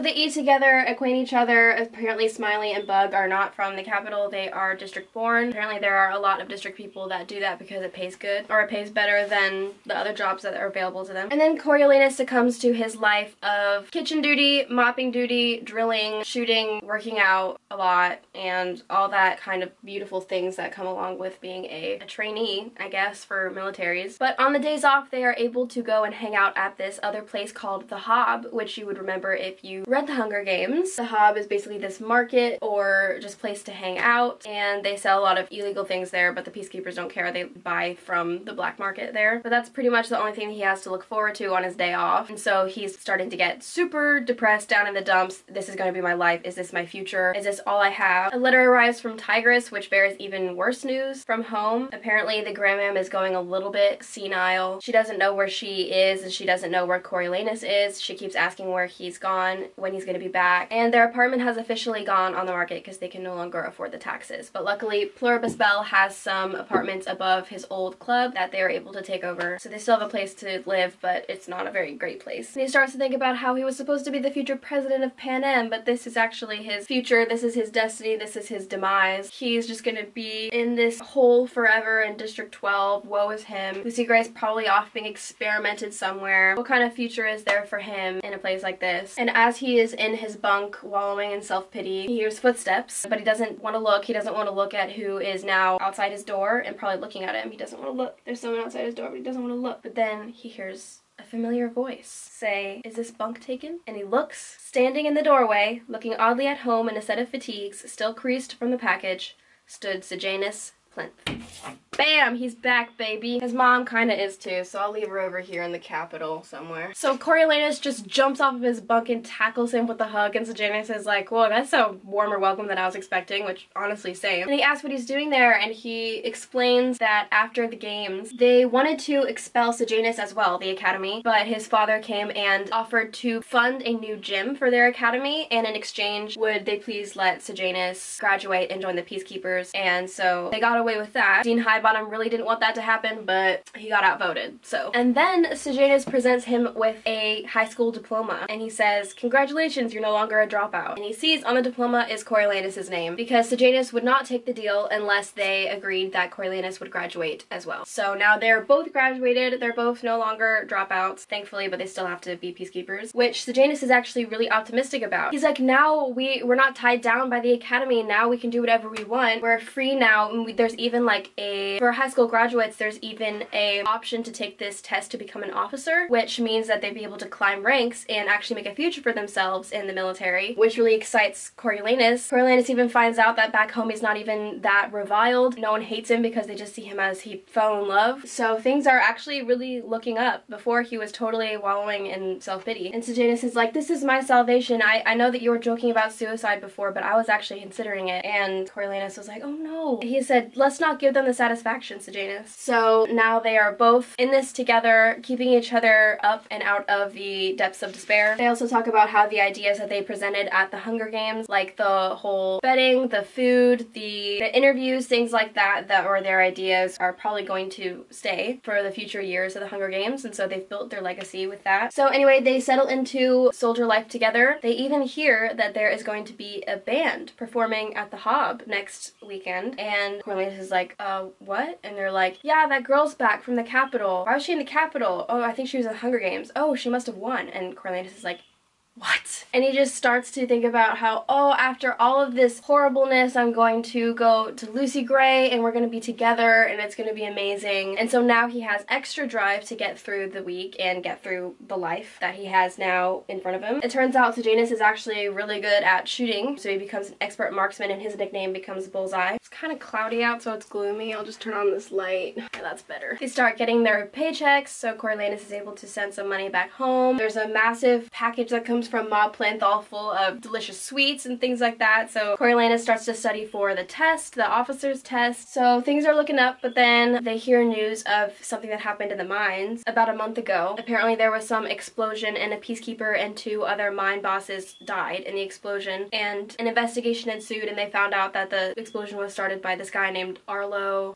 something. They literally say Arlo something or other, it's not just me. Arlo Chance is his name, and his whole family had been known rebel leaders, and so his hanging is to take place that day as punishment for his crimes. There's going to be a bunch of peacekeepers there, and Coriolanus and Sejanus have been selected to be 2 of the peacekeepers that will be there. And it's Coriolanus' first real peacekeeper assignment, so he's kind of excited but kind of nervous and kind of dreading it. They kind of start talking about this guy that's going to be executed, and he was probably trying to sabotage production, which is honestly kind of pointless. We see a lot of these kind of petty things going on with people trying to almost like start the rebellion up again, and it's just not working. And so they're going off to where the hanging is going to take place, and they go into almost like this wooded area, like it's like a meadow and trees around, because they don't actually have a proper gallows yet. And they go and they see there's one big tree with a big branch with a noose hanging from it. You could almost say that it was a hanging tree. So a big crowd starts to form before the hanging. There's actually like a lot of people, and it's kind of making the peacekeepers nervous. The mayor shows up with his daughter, and then finally a tall shackled man is escorted from a vehicle and starts to walk up to the platform that's under the noose, under the tree. A guy starts to read off his crimes, and his crimes are that he had murdered 3 men. They say he murdered 3. Right before the hanging happens, they put the noose around his neck. As soon as the drum roll starts, there's a woman in the crowd that starts to scream his name, and she starts to try and fight, but then peacekeepers are trying to take her away. She's like, Arlo, Arlo! And then the man looks at her and he says, run, Lil, run, run! But then he gets hung, so he's cut off. And right after he dies, they hear echoes of his voice in the trees, just hundreds of repetitions of that last statement that he said, run, run, Lil, run! And Coriolanus looks up and he sees that there are jabberjays in the trees, and they're repeating what he said. And then it stops kind of sounding like human voices, starts sounding like a song, and a soldier says something about how they're mockingjays, and Coriolanus is thinking about how much he hates mockingjays already. He thinks of the saying that Lucy Gray had said, it's not over till the mockingjay sings, and he had asked, do they sing in your show? And she says, not in my show, sweetheart, your show, the Capitals at least. And he was thinking, oh, this is the Capitals song, like the execution and the repetition of the criminal's last words. On the way back to the base, Coriolanus asks what the mockingjays are, and someone explains that they're jabberjays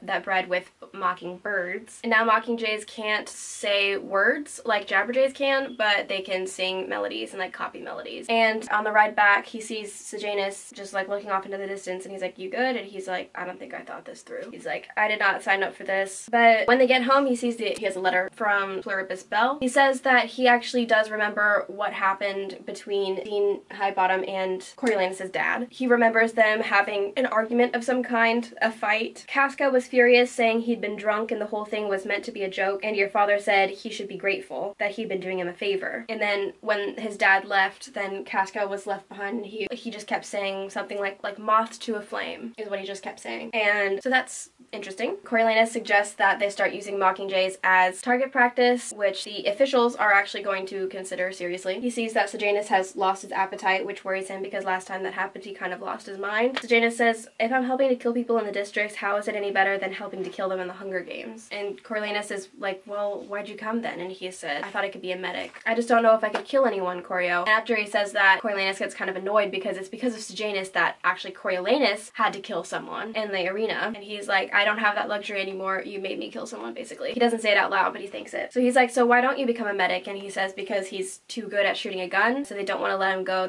They want him to still be a soldier. And he's like, so then just stop being good at it, like miss on purpose. And he's like, but then what if it's my fault? If one of these guys gets hurt, then it would be my fault because I purposefully missed. And he's like, oh my goodness, you are overthinking this. You're so dramatic. This is how you ended up in the arena. And he kind of reacts strongly to that and is like, I'm sorry, you're right, I'll stop. So then when the weekend rolls around, they get ready to go to the Hob to go see that band that's playing. And on the way, Coriolanus is just super nervous but also confident, but also like scared, but also so excited about seeing Lucy Gray. So they get to the Hob and they settle down to watch the performance, and the first person they see come out onto the stage is a little girl, and she is identified as Maud Ivory. And Coriolanus remembers Lucy Gray mentioning Maud Ivory at one point, and that's apparently this little girl. And then she starts to introduce the rest of the team that consists of Tam Amber, Clark Carmine, and Barb Azure. So I have pictures for them. And then finally, fresh out of the Capitol, she introduces Lucy Gray Baird. So she comes on stage and is just her regular super awesome performer self, just doing crowd work and all of that great stuff that good performers do. And then she launches into a fun love song with the rest of her compatriots, and she's just totally lighting up, looking super happy, and Coriolanus is thinking about, wow, that's what she really looks like, happy. I've never seen her like this. And then he started looking at the other guys in her troupe and wondering which one is the one that broke her heart. But this one is the only one that was her age, and so I know that the pictures don't look it, but they didn't seem like they had anything against each other, so he doesn't know if he is part of the troupe at all. And so they perform a bunch of different songs with different people as the main focus, and at one point they did like a song where they all gathered around and like put complicated harmonies together, and it sounded like Mockingjays, so he didn't really like it. And then Maud Ivory comes around with the hat, basically asking for a donation. So she comes around, and then when she gets to Coriolanus, he asks her if she likes sweets and gives her some sweets that Maud Plinth gave them. So she gets excited and goes to Lucy Gray and shows her the sweets, and she's like, oh, where'd you get them? And then she points and she sees Coriolanus, and she's like confused and then like really happy. And then she tells the crowd, okay folks, this is probably the best night of my life. And then she says she's going to sing another song that took on a new meaning for her at the Capitol. And it's the song that she sang at the zoo that sounds like the song that Coriolanus' mother sang to him. And so he knows it's like for him, and it's like, ugh. And after the show, he's like so excited, he's just raring to go. And after the show, he gets up, and like it's hard to get to her because there's some peacekeepers talking to her and just stuff like that. And then before he gets to her, he notices a commotion. He looks over, and there's this young man, obviously drunk, kind of making a scene, trying to get to Lucy Gray. And behind him is actually the mayor's daughter, Mayfair, is the girl that she dropped a snake down her dress, if you remember. And when this young man shows up, Coriolanus can tell that it's him. He's the one that broke Lucy Gray's heart. And so we meet the infamous Billy Tope plus Mayfair.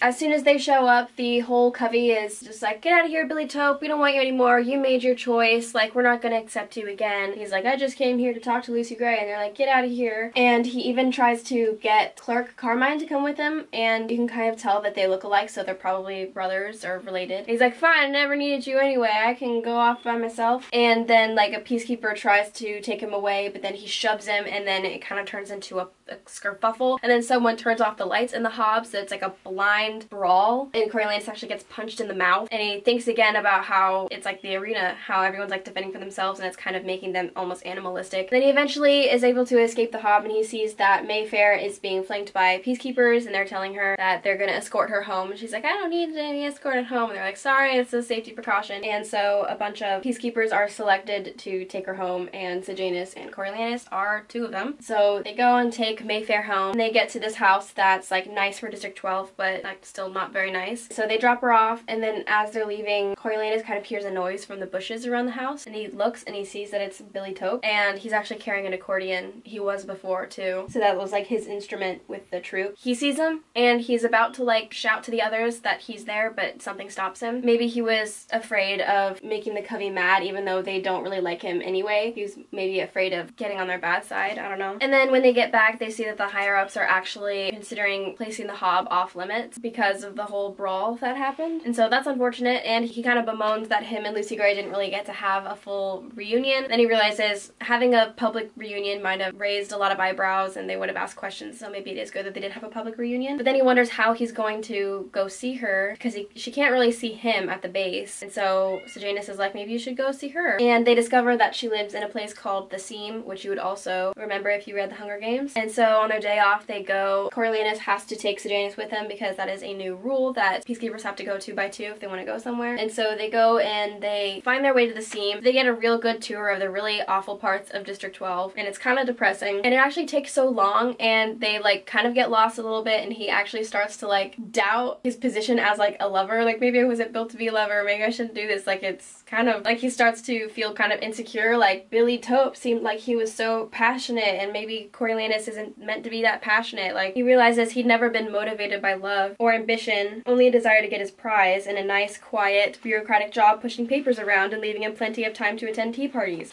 So this is going weirdly in depth, but then they finally hear singing and they realize it's Maud Ivory. So they get to this really rickety house, and it is where the covey has been holed up, and they tell them, oh, you'll probably find Lucy Gray down at the meadow, because that's where she sings in order to not bother people. So he goes on to the meadow, and he actually brought some ice from the base as kind of like a gift, because ice is kind of rare in the summer. So Maud Ivory is leading Coriolanus to where Lucy Gray is, and they kind of strike up a bit of a conversation. He asks where all of them came from, and some of them are family, but then they're like part of 2 different families. I think the girls are all cousins, and then Clerk and Billy are brothers, and then this guy kind of joined. They call him a lost soul. And then they see her, and she's with a goat, naturally. They have a goat that they can get goat milk from. For a second, Maud Ivory's like, oh, she's with Shamus, and then he's like, who's Shamus? He gets like jealous for a second, and she's like, it's our goat. And as he gets closer to her, he realizes that she's singing a song, and the lyrics sound familiar. Are you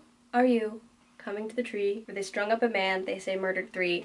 You don't even need me to say the rest. So this is the origins of the Hanging Tree song, which is so freaking cool. Then suddenly Lucy Gray hears Coriolanus coming and kind of jumps up and kind of panics for a second, and then she sees it's him, and she's like, sorry, I'm still kind of in the arena. And then they embrace emotionally, and she says, you found me. And he's like, you knew I would. It's very romantic, and then it gets even more romantic because then they have a kiss, very picturesque. Then he gives her the ice, and she says thank you, and they kind of enjoy that together. And then she kind of tells him about her experience in the games and how she had to be with Jessup even though he was slowly starting to go crazy. And she actually saw him and Sejanus trying to take Marcus's body and saw how they were chased and all that. How she had poisoned that bottle of water that one girl drank, and then she died. And she even poisoned the puddle that Reaper was drinking from, and so that's how he died slowly. But he was also kind of contracting rabies because at one point Jessup had spit in his eye, and so that was making him rabid slowly, and so she was like, I kind of gave him a merciful end. And then he told her how he had saved her from the snakes because she knew that it wasn't just the singing that had saved her, and so he told her what he did, and that's why he's being punished. And she says how they both saved each other's lives, and so now they belong to each other. So sweet. It's written in the stars. And then she kind of mentions that Dean Highbottom had given her money, and he's like, why did he do that? He's like, evil incarnate. She said first he apologized for what I'd been through, then he stuffed a wad of cash into my pocket. So not a whole lot of explanation. And then she invites him up to the house to meet the family for real. But then as soon as they get to the house, none of them are very happy, and then Maud Ivory comes up to her and it says, he's making trouble again, and they look out the window and they see that Billy Taupe is there, but he's actually talking to Sejanus, and they seem to be having some kind of conversation, and Billy Taupe is writing in the ground what look to be directions or some kind of map, and he's kind of like, they're kind of nodding and like talking and stuff, and then as soon as they walk out into the yard to confront them, Billy Taupe like swipes at the ground and erases the map. So that's pretty sus, if you ask me. So then as they're going out, Billy Taupe kind of says a snarky comment and then shakes Sejanus' hand, so they're comrades of some kind. Billy Taupe tells him, you can find me in the Hob any day if you want to keep talking. And then a hostile dialogue ensues between Lucy Gray and Billy Taupe, where she's like, you get away from here, and he's like, I didn't try to kill you, you know, and she's like, yeah, I know, but the girl that you're with tried to kill me. She's talking about the reaping, I assume. And then he says a comment that's like, makes me sick how you're playing these kids. Poor Lucy Gray. Poor lamb. And he keeps on making comments like, oh, you'll learn soon enough, just you wait. And at one point, like, she bites him because he touched her, and then he's like, oh, he's got some surprises waiting for him, you just wait, boy. And then he goes off, and Lucy Gray is saying, what he's implying is just not true. I will flirt with anyone because it's my job, but it's not like that. Like, I've never done any of the stuff that he said, and even if I did, it was to protect my covey and to provide for them. And so apparently, though, he got with Mayfair because he was teaching her piano to earn some extra cash, and they, like, got together and double-crossed Lucy Gray, I guess. At this point, Sejanus is gone, and I think he's with Maud Ivory. I think they're milking the goat together. So this conversation is private between Coriolanus and Lucy Gray. And then they go back into the house together, and they strike up a few conversations. Maud Ivory is kind of charmed by Sejanus' stories about District 2. She's like, did I ever go to District 2? And they're like, no, we either were east or north. And they mention, like, they would stay in places where the capital hadn't been, or hadn't touched, doesn't have, like, control over. And Coriolanus is like, those places don't exist, and even if they did, you'd have to, like, live like an animal animal in a cave up there. But then he has to leave because the Covey has a job to sing at a wedding, and so he and Sejanus take off. But before that, Lucy Gray says that they're going to perform again at the Hobbs, so if Coriolanus wants to meet up with her first. There's like a shed that they use at the back of the Hobbs, basically like a backstage, and so he can meet her up there. But then when they're on their way back to base, he's kind of confronting Sejanus, like, what were you guys talking about? And he was like, oh, nothing, just some gossip, which Coriolanus didn't buy. He's like, so you needed a map of the base? And Sejanus is like, kind of blows up at him, honestly. He's like, oh, you never miss a beat, you're always observing and watching and eavesdropping and like all that stuff, and then you come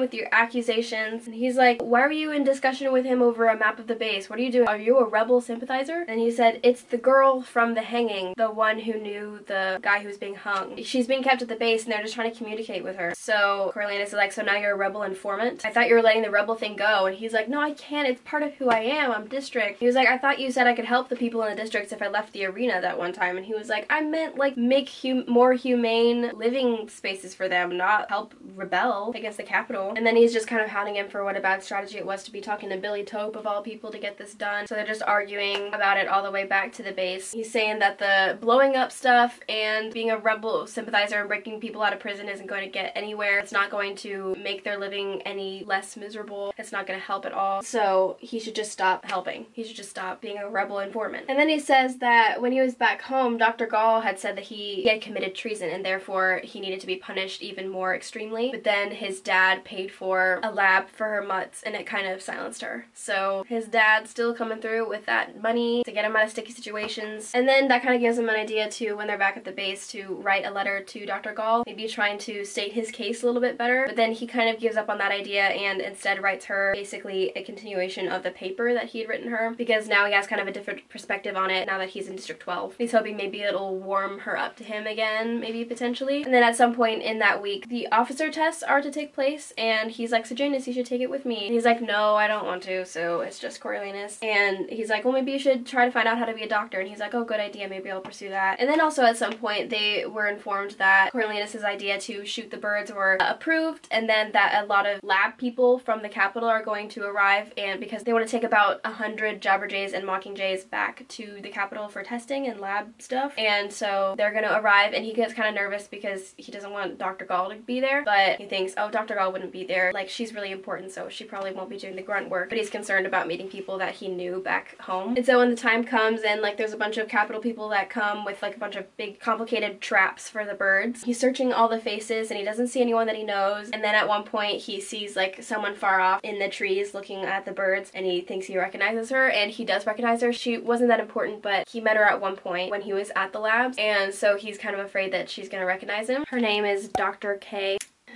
I made her little because she's not that important. But after he sees her and kind of meets her, it's kind of clear that she doesn't recognize him, so that's a relief, which is good because she's kind of assigned to work with him, and so they're kind of like working together with Bug in the trees and trapping the birds and stuff, so it's kind of good that she doesn't recognize him because they're doing a lot of stuff together. But anyway, the time comes to take the officer test, and so Coriolanus does that, and he's happy because test taking is one of his strong suits, so he gets through it and it's very exhilarating for him, it's very energy giving, and so he gets out of there and he's like, yeah. And he starts to think about how he's going to become a super awesome military leader just like his dad. And then he sees he got a letter from Ma Plinth, who is further thanking him, further giving him sweets, and also asking him to keep an eye on her boy, and he's just like, of course, like, I'm just Sejanus's keeper. But he was kind of getting tired of Sejanus and how he would never really change. His mindset would never change. His perspective on the Capitol and districts and Hunger Games and like all that stuff would never change, and it's kind of getting on his nerves. And then for whatever reason, as he's thinking these things, he's opening Sejanus's locker and kind of looking through his stuff. And he finds, among other things, a bottle of Morphling. He was medicated while he was kind of going crazy back in the Capitol, but he's kind of surprised that he still brought some of the drug here. And then he sees a bunch of pictures and photos, and he's looking at them and he doesn't see any in the Capitol. It's all photos of District 2, and he even sees a class photo that includes Marcus, Hunger Games Marcus, so that's kind of crazy. And then he sees Sejanus's diploma, except it's all framed, and he's like, that's kind of weird that he's framing it, where is he gonna hang it? And so he's kind of like looking at the frame and investigating, and he sees that it pops off and out spills a ton of money. And he's like shocked, it's a ton of money, and it's all being kept secret. He's like, why would Sejanus bring money here? What does he have to buy? Like, this is so suspicious. But anyway, he puts the stuff back back because the bunkmates are coming, and so they all come. They're all hanging out and sharing the sweets that Ma Plinth sent. Coriolanus kind of makes a comment like, oh, thank goodness for your ma, otherwise we'll be flat broke. And Sejanus says, yes, not a penny between us. And Coriolanus is like, this is the first time that Sejanus has like flat out said something dishonest. And he always thought that he could count on Sejanus's honesty. And so he doesn't know what to trust anymore. Hey, it's the same day, but I had to take a break to go to a Christmas thing, so that's why I'm wearing makeup. Let's freaking finish this thing, dude. Okay, so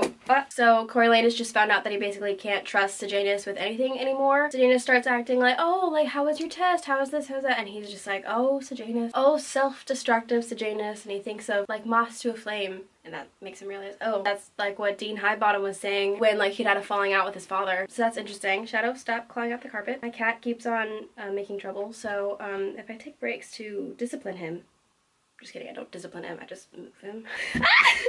He just tried to attack my feet. Shadow! Sorry. So Coriolanus just keeps on going about with the training. He chops onions. He has to carry Beanpole back to the room because he passed out one time. Like it's just stuff happens. And then eventually they go back to help out with the birds again with Dr. K. And he's still nervous about her recognizing him. But at this point he's kind of confident that she doesn't, so it's fine. Until she walks up behind him and says, so what do you think of the districts, Private Snow? And then he feels totally trapped after Dr. K says that, but then he thinks of Lucy Gray's words, own it. And so he owns it and he just plays it off like a master. He asks her a couple questions and she says that she was actually very involved with the Jabberjay project. They were her quote-unquote babies. So that's why she's overseeing the removal of them. And he keeps on asking more questions and we find out that the Jabberjays were a method of surveillance during the war, but they kind of failed because it kind of became obvious what they were being used for. The rebels could kind of tell that the birds were being used for surveillance and stopped like saying things around them because the Jabberjays have the ability to basically record a person's conversation and then at will repeat it. But they're not mechanical in any way. They're completely a bird, like you could eat it like it's a bird, but it just has that ability. So that's pretty cool. Coriolanus thinks that's really cool. He starts to like Jabberjays, but he still really hates Mockingjays for whatever reason. He hates them. She kind of tells him how to control a Jabberjay, how they respond to audio commands, and so there's kind of like a remote that sends off audio commands that aren't audible to humans but only to birds, kind of like a dog whistle. And there's like a command for, like, normally they're in neutral, which means that they'll just like randomly mimic whatever's around them, but then if they're given the command to record something basically, then they'll go silent and just listen. And then when they're switched back to neutral, then they just go back to twittering and like whatever is going on around them, and then there's another audible cue to repeat what they recorded basically. So that's how a Jabberjay works. And the difference with a Mockingjay is that Mockingjays cannot mimic speech. They can only mimic a tune of some kind. They kind of try to mimic speech, but they can only really get like someone's cadence. They can't get the words or anything, and they do not respond to any audible cues of any kind, so they can't be controlled, and Coriolanus hates that. And he suddenly says, we should kill them all, while she's like explaining all of this. And she's like, kill them all, what? He didn't mind the Jabberjays so much. They seemed rather interesting from a military standpoint, but something about the Mockingjays repelled him. He distrusted their spontaneous creation, nature running amok, they should die out and die out soon. So he really doesn't like these things. They also notice that they keep setting out these traps for the Mockingjays and Jabberjays, but the only birds that are being caught are Jabberjays, and so the Mockingjays are really hard to get a hold of, so they keep trying to find ways to trap them in an effective way. They keep working with Bug, who happens to be a kind of natural because I believe he's from District 11, so he is used to climbing trees in the orchards and stuff because I think District 11 does like agriculture and plants stuff, so he's used to climbing trees, so he works a lot with them, and he's actually really sympathetic to the birds. He's like, we should just let them roam free, we shouldn't be trapping them, all that. And Coriolanus is like,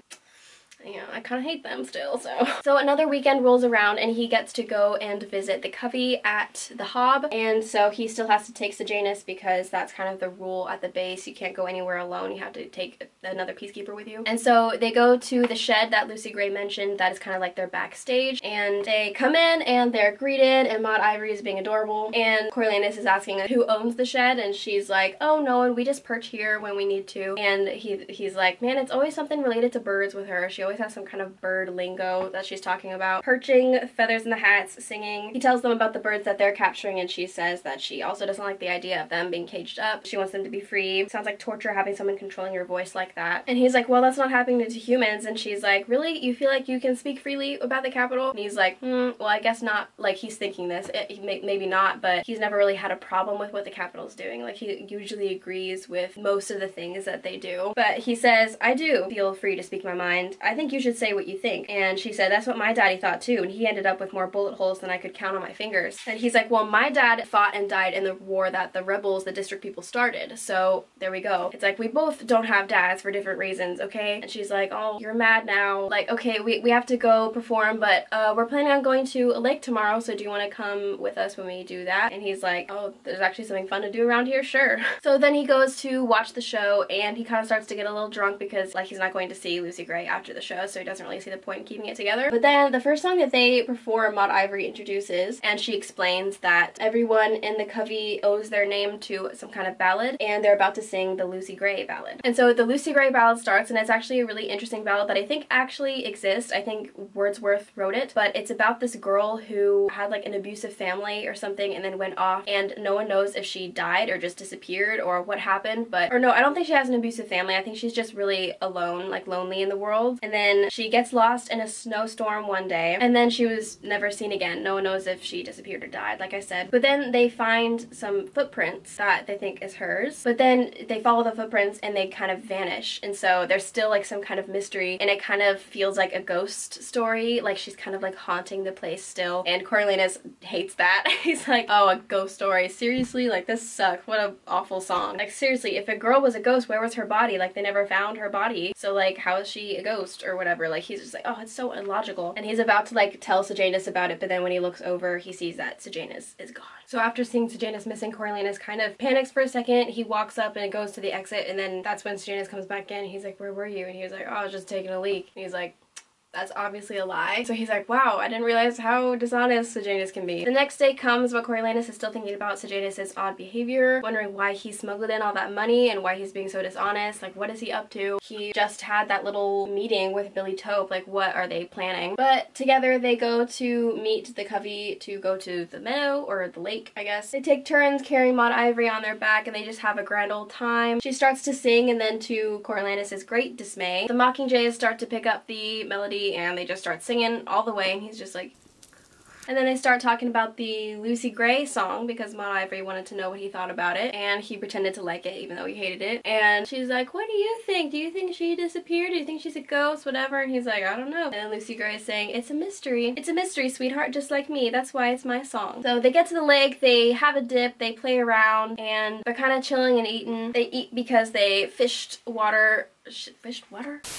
They're eating because they fished from the lake out of fishing poles that they kind of designed themselves. And then they go to pick berries, and Lucy Gray is saying, keep away from these certain bushes, there's snakes there. And Maud Ivory's like, oh, she always knows where the snakes go. She likes the snakes like her. And then everyone else goes off, so Lucy Gray and Coriolanus are kind of alone, and she kind of apologizes for last night, that time when they were talking about their dads. And he's like, yeah, I'm sorry, I overreacted, but the thing is that I do think that we need order. I think that the Capitol is right about that. And she says, I believe we're put on this earth to reduce misery, not add to it. What do you think about the Hunger Games? And again, he just kind of spits out that same mantra of, well, if it weren't for that order, then we just have chaos, and then everyone would be behaving like they're in the arena. And she's like, do you really think that's what people would do? And he was like, yes. Unless there's a law and someone enforcing it, I think we might as well be animals. And then she's like, well, I don't think that way. I think that freedom is important, and I'm willing to fight for the freedom. And he's like, so you really are like a rebel. And she says, my family were covey first and last. Not district, not capital, not rebel, not peacekeeper, just us. And you're like us. You want to think for yourself. You push back. I know because of what you did for me in the games. And he realizes, oh yeah, he kind of did refute the Capitol's authority and kind of did push back against them and did kind of do some rebellious things and treasonous things in some kind of small way. She's like, people have been around a long time without the Capitol. I expect they'll be here a long time after too. But then by that time, some people start to come back, and Clerk Carmine ends up bringing her some kind of root that he found, some kind of flower thingy, and she's like, oh, you brought me some Katniss. Thank you. And she explains that this is some kind of potato that they find in the swamp, and right now it's kind of early for them, but she's like, oh yeah, I loved Katniss. I like calling it Katniss. Some people call it swamp potato, but I like to call it Katniss. I think it's kind of funny that Katniss's name means swamp potato, but it's pretty to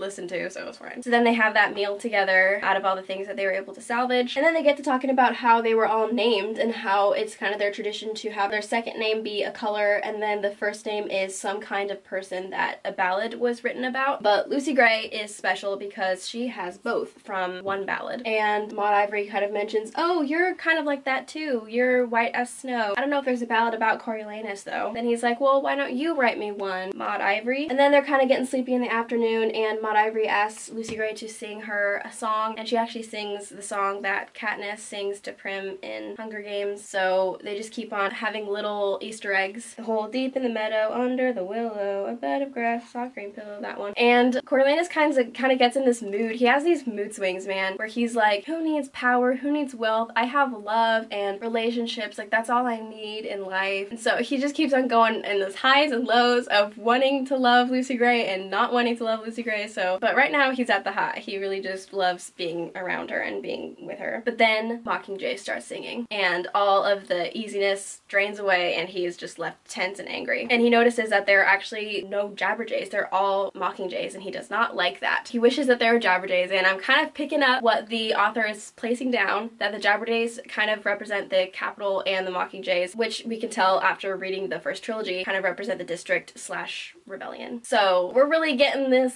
from this metaphor that Suzanne Collins is putting down, and I'm honestly, I like that metaphor, so that's pretty cool. Lucy Gray mentions that Clerk Carmine kind of misses Billy Tope because they're brothers, and he's like, do you miss him? I forgot to mention, they're walking back now. Yeah, they're walking back, and they start to talk about Billy Tope, kind of, and he asks her what she meant by this one line in her song to Billy Tope. She said, you lost the bet in the reaping, something like that, and he's like, what does that mean? And she was like, well, he bet that he could keep both me and Mayfair, which he lost that bet because he didn't have me, because her pa, the mayor, at her behest, called her name in the reaping. That was because Mayfair wanted her out of there. He asked her, is he trying to get back with you? And she's like, oh yeah, he came to me in my meadow and asked to meet me in our secret place and run off together. And he's like, what's your secret place? And she says it's the Hanging Tree, because no one wants to go there, and so it's like a place where we're guaranteed to be alone. And so he's like thinking of that song that she was singing in the meadow about meeting at the Hanging Tree, and he's just like, was she thinking about Billy Tope then? That's kind of weird. So he starts to kind of get jealous, but then she assures him that with Billy Tope she can't ever trust him again. And to her, actually, trust is more important than love, which is interesting because she loves a whole lot of things that she can't trust, but trust is the rare thing for her, and that is why Coriolanus is different for her, because she can actually trust him. She doesn't just love him. But he's not really fully assured, so he's still kind of suspicious and kind of uneasy and insecure about that. But then when they get back, they kind of separate for a second, but then he realizes that Sejanus has left without him. Yeah, because I think like some people took different routes back home, and so he realizes that Sejanus left without him, and he's like, he's going to the Hob where they're going to perform that night. He's like, oh my gosh, why'd you do that? He knows we have to stay together or else we'll like get reprimanded by the base people. And so he hurries off to go join him, like, I'll see you at the Hob, and then he goes. And then so I think I kind of got the timeline wrong. I think as soon as they leave the Hob, they just go right back into another work week. They don't see the Covey until the next weekend. But then when he goes to the Hob, he sees Sejanus at this counter full of weapons, and he is realizing, oh, he could be using that money to buy weapons for rebel causes. Like, he that's kind of serious. And so he goes up and he's like, hey, what are you doing? And he's like, oh, hey, I was just thinking about buying a pocket knife. He's like, okay, likely story, man. And then he's like, yeah, I was thinking of buying one too once we get paid. And he's like, oh yeah, once we get paid, for sure. So he's just really clinging to this deception. So he's finally like, okay, maybe I just need to get closer to him to get him to confess. And so he gives him this whole speech about how, you know, you're like a brother to me. You're really more than a friend, and if you really need anything, then just you can always ask me. You can always come to me. And he's like, thanks, man. He kind of like starts to tear up. He's like, I think about the same way for you. I feel the same way. So they go back and they start having their normal work week, and they have new traps for the Mockingjays because the other traps don't work for them. So there's a new one that kind of ensnares them, and then they have to like hand take them out of the trap. And Coriolanus really doesn't like that, especially because when he tries to do it, like they peck his hand and it makes it bleed. And then when Dr. K is like bandaging it up, he's thinking of the reaping day when his hand was punctured by the rose that his grandman gave him, and so he's kind of getting flashbacks like, oh my gosh, how far have I come from there? What hopes he'd had that day, and now look at him. But then they kind of catalog all the birds back at the base, and he's kind of allowed to play around with them a little bit, and he kind of learns how to control them and stuff. The Jabberjays, at least. You can't control the Mockingjays. He just started thinking about how like music has just kind of invaded his life, and he is not a fan of it. He thinks back to his conversation with Sejanus' dad about how he's kind of similar to his mom and that they both like music, and he's like, maybe that's not true anymore. I'm starting to kind of not not like music. So there's a point where he's kind of preparing the birds to get transported back to the capital, and Bug is with them, but then he leaves for some reason, and then Sejanus comes into wherever he's at, and he seems kind of hyper about something, and Coriolanus is like, so what's up? And he's like, okay, I know you're not going to approve of this, but I want to tell you what's going on so that you can at least understand it. And Coriolanus is like waiting for the confession to come, and he realizes that as soon as he hears it, he'll be a rebel himself. Like, what kind of position will that put him in? And then he does something kind of automatically, just like he just kind of automatically put the handkerchief into the snake tank back during the Hunger Games. He just kind of automatically, he's holding a remote that controls the birds, and he presses the record button inexplicably.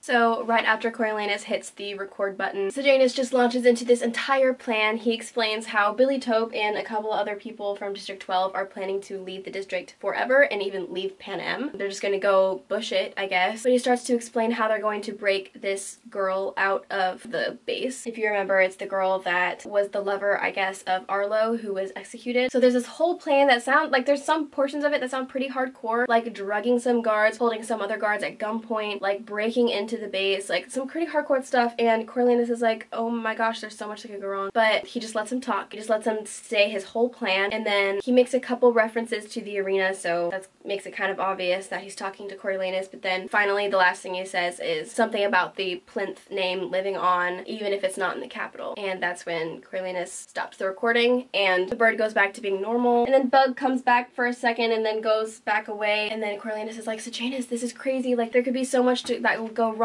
like what would be the ramifications if you got caught, like all this stuff. He's like, you need to think it through. And he's like, no, I've decided I really can't stay here, I can't do this, I didn't think this through, like I can't be this person that the capital wants me to be. He's like, I just need to get somewhere where they can't control my life. That is really what this has been all about, like that's just really what I need. Anyway, he's like, okay, I'll let you get back to work, and they part ways, and Coriolanus is left to wonder what he's going to do with this recording. Is he going to report Sejanus? Is he going to, like, who's he gonna tell? Is he gonna tell anyone? He could get in real trouble. And so he eventually, like after a lot of deliberation in his mind, he decides he's going to send this particular Jabberjay to the Citadel. And whether or not they'll know that it's a recording, like he's just gonna send it to the Citadel. But that decision kind of tortures him for the next few days. Like he has a nightmare at one point, like he's super, oh, this could really mean something bad for Sejanus, like they could kill him. But then they probably won't think to play the Jabberjay, it'll be fine. But then, like, why can't Sejanus just kind of come around? Why can't he realize that the capital, they need the capital in order to control everything so that humans don't go haywire? So that kind of makes him hope that the Jabberjay does deliver its message. But then he's like, well, maybe if they do hear it, then Sejanus's dad will be able to buy his way out of whatever trouble he gets in, so he'll be someone else's problem then. But then what would Lucy Gray think if she found out that he kind of betrayed Sejanus? Would she hate him? So he's just really, really conflicted, like several days, several pages worth of conflictions. But he receives a letter from home at one point, and it's kind of more bad news, so that doesn't help his mind state. But Tigress and Grey Ma'am apparently received some offers for their apartment, and none of them were high enough, so they're not going to be doing well financially. And they hear that the new tenants want to replace the rose garden, which is really not great for Grey Ma'am's sanity. And that kind of makes him angry, so that it even makes him want to confront Sejanus more, because he's deciding that he actually wants to confront him about this, convince him that this is not the way to go. And at first he just wants to, you know, like have a friendly confrontation, but after this message he just kind of wants an excuse to smack him in the face, honestly. So he's like, I hope it becomes a fight. But the weekend comes and he is off to the Hob with his group of friends, but they're kind of stopped because some people need help with unloading some boxes and stuff, because the commander of the base is having a birthday celebration, and I haven't had a chance to put up his picture yet. But so this is Commander Hoff, and he's gonna come up quite a bit, so remember him. So anyway, they go off to the Hob, and Coriolanus makes sure to sit real close to Sejanus so that he really knows when he gets up to take a leak. And sure enough, he gets up and Coriolanus goes and follows him, and he tries to keep distance so he doesn't know. But he sees him go outside of the Hob, and while the show is still going on, the Covey has started their performance, and he sees them go towards the back where the shed is, the place that is kind of like their backstage. And he actually sees the weapons dealer person, and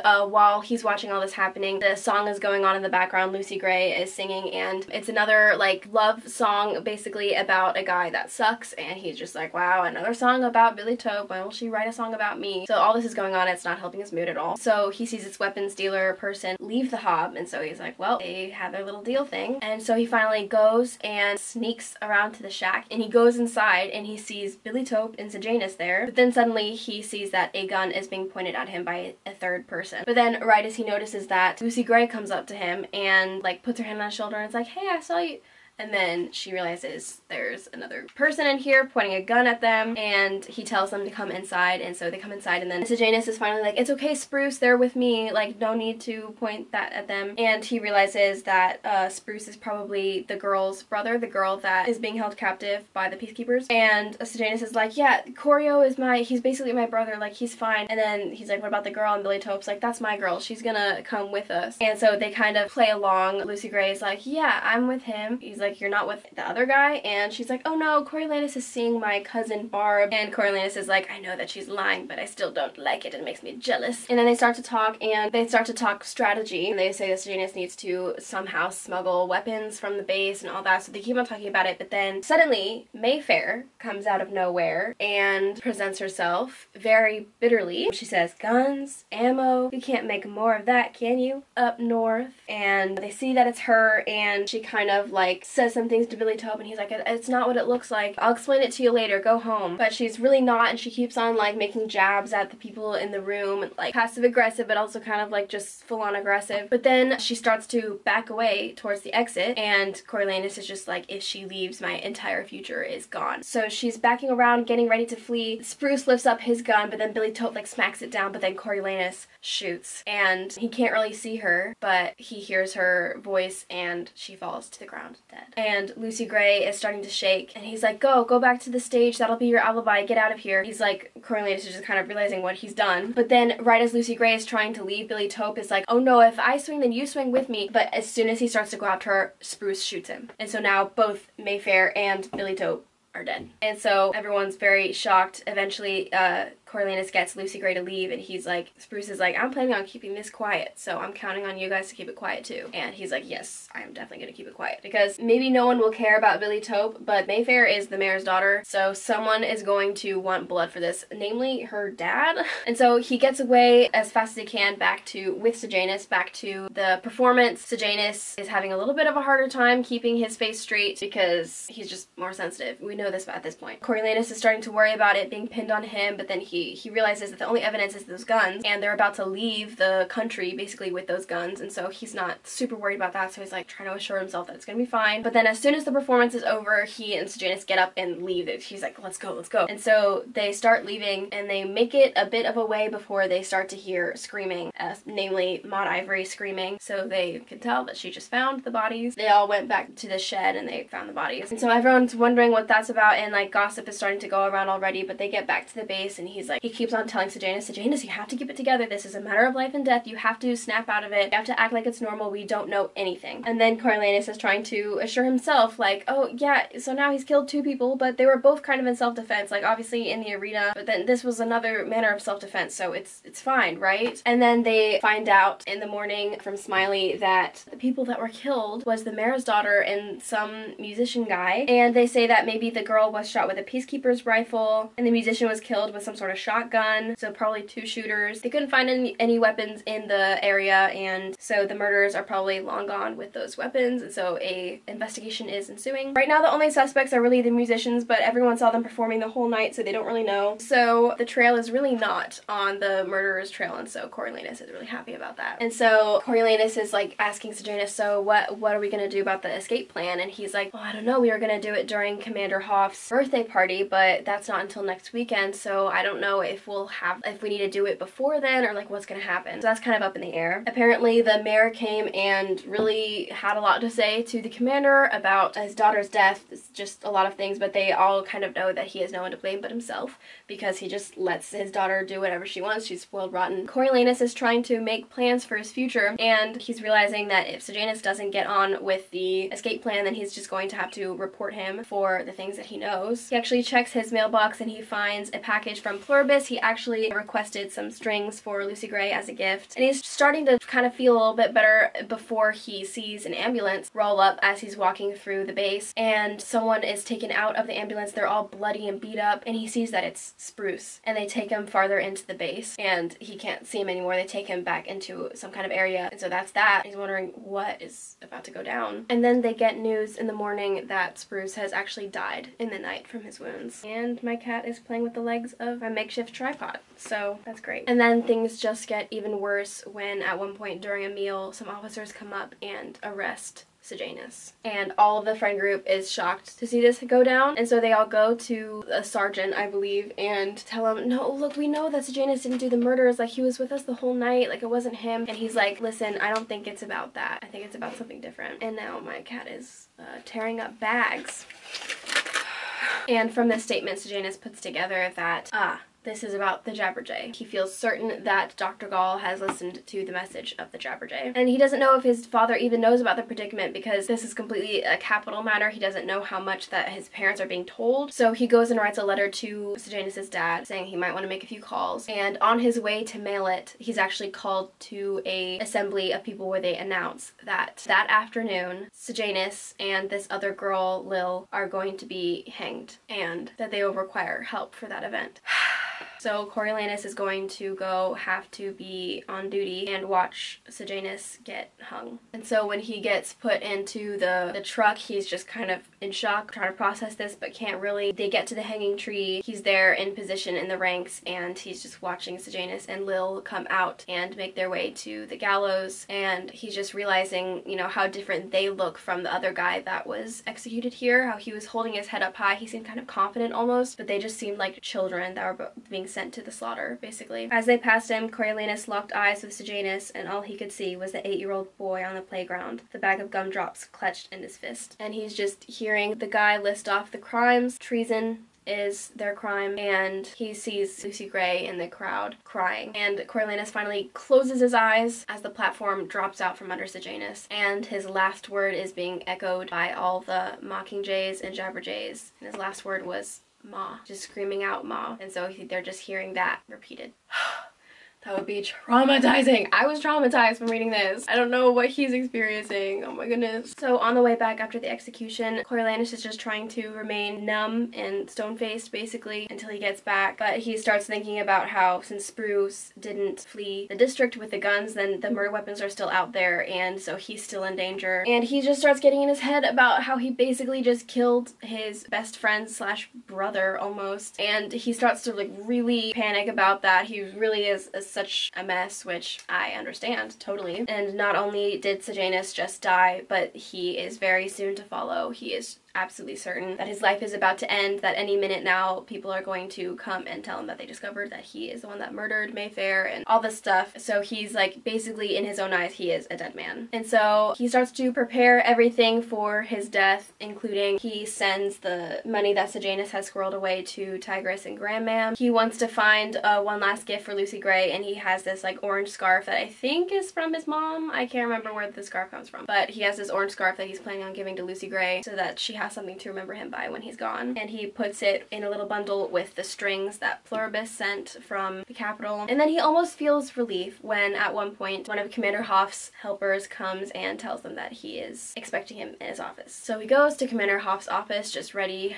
to accept his fate. And he goes in, he says, I realized that you were a friend with Sejanus. And he was like, yes, I was. And he was like, well then I really appreciate, and the capital appreciates your sacrifice. And he was like, my what? And he's like, yes, Dr. Gall received your message of the Jabberjay, and she realizes how difficult it must have been to turn over your friend like that, but we appreciate your loyalty to the capital to turn over this rebel. And then he starts to question him like, so do you think Sejanus had anything to do with the murders? And he was like, oh, the murders? No, I don't know what you're talking about. That doesn't sound like Sejanus. He wouldn't kill anyone. And so he gets out of that meeting totally scot-free, and he cannot believe it. And then right after that, they have the okay to go and shoot the birds in the forest because the capital Capitol has removed all that they want to remove, and so he goes and has a great time of it, killing all the Mockingjays that he can. He's feeling a lot better about life. There is still the fact that the murder weapons are out there, so he's not like completely great, but at least that he's kind of in a positive perception with the Capitol. And then it's time to celebrate the commander's birthday, and he hears that the commander actually hired that one band from the Hob to perform at his birthday party, so that's something to look forward to. And he was like, yes, that's really something to look forward to. So they all go to the dining hall or wherever they're having a celebration, and the Cubby comes out and starts to sing and say happy birthday and all that stuff, and everyone's drinking and having fun, having a jolly old time. And then Lucy Gray shows up, and she's actually wearing the rainbow dress that she wore all through the Hunger Games, and he can tell that she wore that for him. As she's sitting down to play this song that she's prepared, she pats her pocket, which was kind of like their signal for that she's thinking of him, because that's where she kept the compact that he gave her. And then she starts to sing this love song that is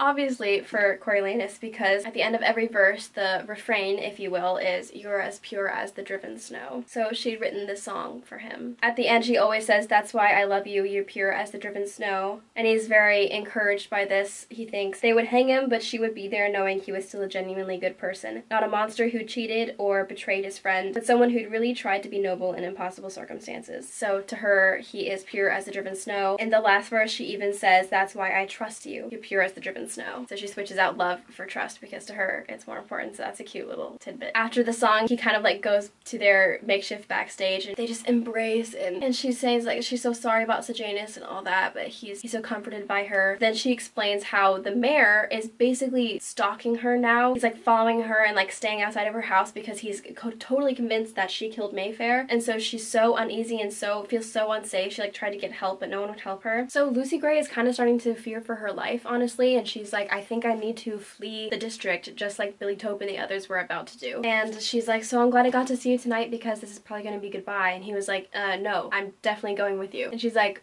wait, what? And he's like, yeah, I'm going with you. We're gonna do it together. And so they decide that they're going to take off in the morning. And then he gives her the gift of the scarf and the strings, and then she has to go back to perform some music. So he goes back to listen, and he's kind of beaming like, oh my gosh, I'm going to run away with Lucy Gray. And then he starts to wonder like, where should we meet? We never talked about like where we were going to meet. Are we gonna do it like at her house, but the mayor's gonna be there? But then the next song that she sings is the Hanging Tree song, and from that he realizes that they're going to meet at the Hanging Tree. He wasn't super a fan of the fact that they were going to meet in the place that her and Billy Tope used to meet at, but like, yeah, whatever. There is like a new verse of the song that talks about wear a necklace of rope side by side with me, and he realizes that the speaker in the song was Billy Tope, and he was singing it to Lucy Gray. He'd wanted her to hang with him rather than go to live without him. And so that last thing that he said to her, if I swing, you swing with me, was referencing that. But who cares, because this might be his song, but she was singing it to Coriolanus Snow. Snow lands on top. So he gets ready to leave in the morning. He chooses what he's going to bring. He wants to bring some mementos from back home, including the compass from his father, some photos, some other things, his mom's powder. And in the morning, he gets up bright and early, and he starts to head out, but then he's waylaid right when he's about to escape. He's like, freedom is right there, and then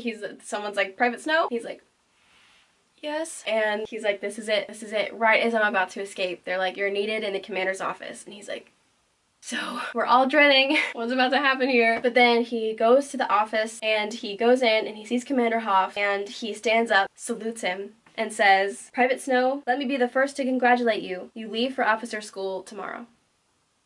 Ooh, what? So Coriolanus hears this news, and he's just completely shocked because he thought he was about to be dragged to the hanging tree. And he says, ordinarily we train you here, but your scores recommend you for an elite program in District 2. And he realizes that this might be even better than the university could have been. He could be like this big military person. But alas, it is way too dangerous for him to stay because the murder weapon is still out there and he really needs to get away. So he's so angry. It hurts his soul to go away from that amazing opportunity because it was so perfect. But he goes off as planned to meet Lucy Gray at the hanging tree, and he sees her with some supplies that she brought, and she's wearing that orange scarf that he gave her on her head. And he was like, that seems like a kind of a bright color for going and escaping, right? And she's like, well, I don't want you to lose me. She's like, you still up for this? And he's like, you're all that matters to me now. I'll do anything. But on the inside, he's like, I really wish I didn't have to do this. She said that waiting for him made her realize that she would never be brave enough to do this on her own, so she's very grateful that he agreed to show up and do this with her. So they go on their way and they just start talking, and he's like, thanks for singing that Hanging Tree song last night. It made me realize where we were to meet. And she was like, yeah. Hoff came up to me afterward and told me that I shouldn't sing it anymore because it sounds, he said, too dark, but what he really meant was too rebellious. And so they decide they're going to go to the lake that they went to the other day first because it's a good place. It's kind of like towards north and it seems like a good place to start. So they head that direction and they're talking along the way a lot. She says goodbye to District 12 and Coriolanus is like, I'm not gonna miss people at all. People are the worst. They're awful. And she's like, well, people aren't that bad. Like, I believe that everyone's born with some amount of good in them. Like, if we're all left alone and there's no threat, then I think that we'd be good people, which Coriolanus obviously doesn't believe. So they have kind of that contradicting belief. She said, it'd be nice in my new life not to have to kill anyone else. And he says, I'm with you there. 3 seems enough for 1 lifetime. And so they go on and they keep chatting and doing things, and then she asks, who's the third? And he's like, what? And she's like, you said that you killed 3 people. Who's the third one? You killed that boy in the arena, you killed Mayfair. Who's the third one? And he kind of like realizes that he slipped up because he really doesn't want her to know that he kind of like betrayed Sejanus. And so he kind of like plays it off like, oh, myself, I'm killing the old me in order to come run away with you. So he's kind of trying to BS his way through that. So they go on and they're doing kind of like very survival-y things up there in the bush and in the forests, and he realizes, oh, this is my future. Like, what kind of future is there for living a life like this? Do we start a family? It seems kind of like a terrible place to start a family, honestly. Was the goal of survival further survival and nothing more? And it says, he knew this would be easier if he wasn't such an exceptional person, the best and the brightest humanity had to offer. So he's kind of bemoaning the fact that he was so smart and so amazing and he scored so high on those tests and all that stuff, but he's out here like digging for worms so they can go fish in a lake, like all this stuff. So they get fish and then they go into the little lake house because there's like a little stove or like a little fire pit in there for them to cook the fish on. And it's also like a roof over their heads, so they go and it starts to rain, so they kind of need the roof. So they go in and Coriolanus kind of starts to wonder if maybe they should just stay in that lake house, but no, it's too close to District 12 and the Cubby is definitely going to come and search, or at least come and hang out at the lake at some point. They're going to be found, so they can't stay there. And so the door closes and something catches his eye and he looks, and the door had been concealing something, a big long burlap bag that had weapons in it, and he realizes that they are the same weapons that he used to kill Mayfair. And that is just, he just stares at it. He's just shocked for a moment. This is where the weapons that were covered in the DNA, that were covered in the evidence, were hidden. And Lucy Gray notices and is like, oh, what'd you find there? And he like shows it to her and he's like, should we take it with us for protection? She's like, no, I don't trust them. But then she takes a knife and she's like, this will be useful. And then she says, I'm gonna go out and dig for some Katniss. And he's like, oh, it's raining out there. And she's like, I'm not made of sugar, I'll be fine. And so she goes to dig up some Katniss and Coriolanus is there to just sit with his thoughts and ponder about what to do with this, because he's realizing that now that he has the weapons he can destroy them and therefore destroy any evidence that ties him to the murder. And so he's basically a free man. So he's actually like considering, oh, it's now possible for me to become an officer and start to grow in power and stuff like that. But Lucy Gray, I can't leave Lucy Gray. I do love her. What do I tell her?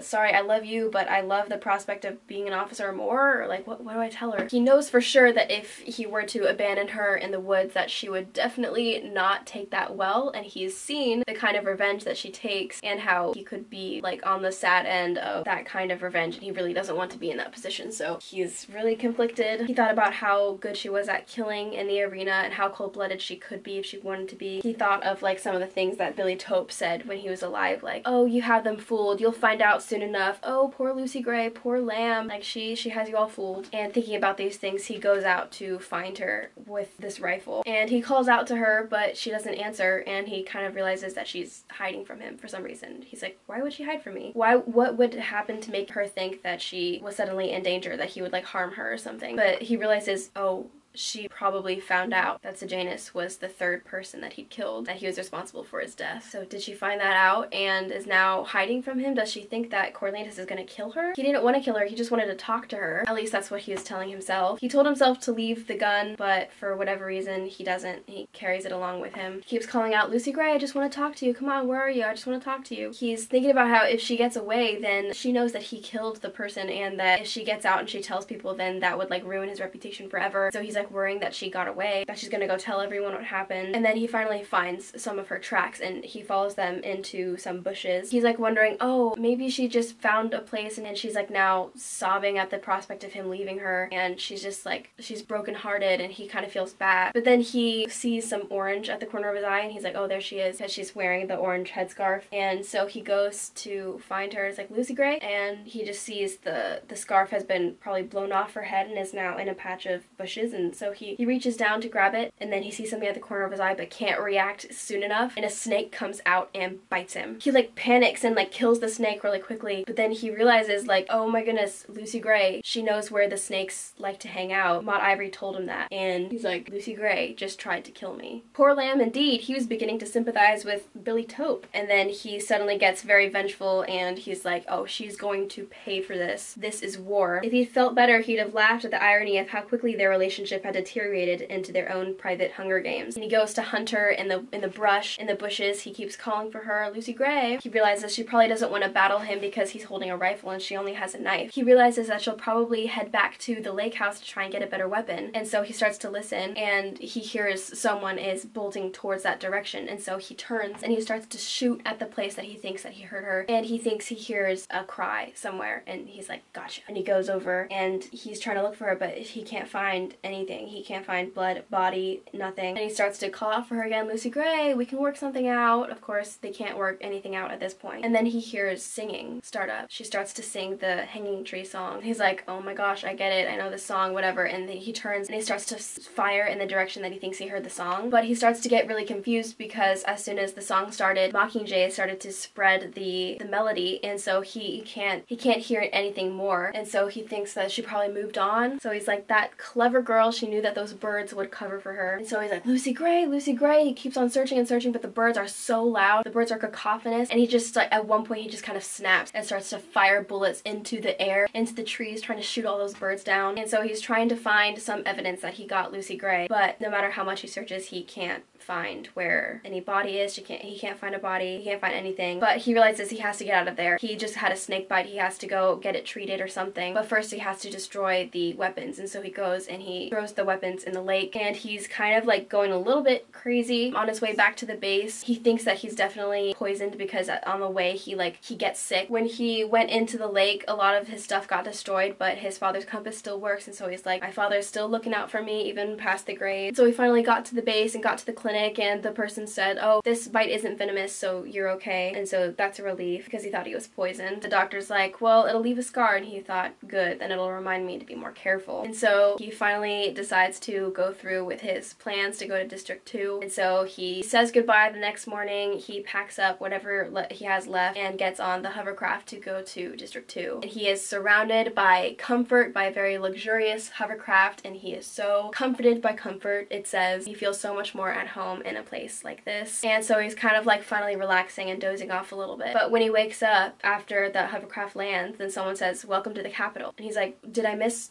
my stop? I'm not supposed to be in the Capitol. And they're like, sorry, we had orders to go here, but you have to disembark. And so he was so confused and kind of panicking a little bit. Oh my goodness, did they discover something? Did they find something out? Am I about to be led off to be executed, or what's about to happen? And so he is led out. He's actually being escorted to the Citadel, which means that he's about to meet with Dr. Gall, and he's totally dreading that. He goes in and he sees that she's feeding mice to a bunch of snakes, naturally, and they greet each other, and she says, I got your Jabberjay, and that letter with the rest of the paper about control. She's like, it was very, very interesting perspectives. I like it. And then she said, Casca Highbottom asked you at one point what the purpose of the games were, and you said it was to punish the districts. So would you change that answer now? And he said, yes, it is still to punish the districts, but it's also part of the Eternal War. It's a way for us to kind of keep on winning battles. Each game is its own battle, one we can hold in the palm of our hand, instead of waging a real war that could get out of our control. And they're also a reminder of what we can do to each other, what humanity is capable of, and that they inherently are creatures who need the capital to survive. That is what Snow believed at the core of his being, that we are creatures that need control and things like the capital to survive. And then Dr. Gall says that she has actually erased the 10th Hunger Games from any records, any like recording, anything, any tape of that game, that she has destroyed it all. And he's kind of glad about that because then the memory of Lucy Gray will die eventually. And he says, you need to somehow make the viewing mandatory. It was good this year because we're gonna erase all the records, but in the future people people don't watch the games in the districts. And she's like, oh, we'll work on that. I hope you enjoyed your summer vacation in District 12. And he was like, summer vacation? What? And she's like, yeah, you don't think I would give you to them forever? You're too talented. You're too much of a bright mind. So you're gonna come study with me in the university. And he was like, what?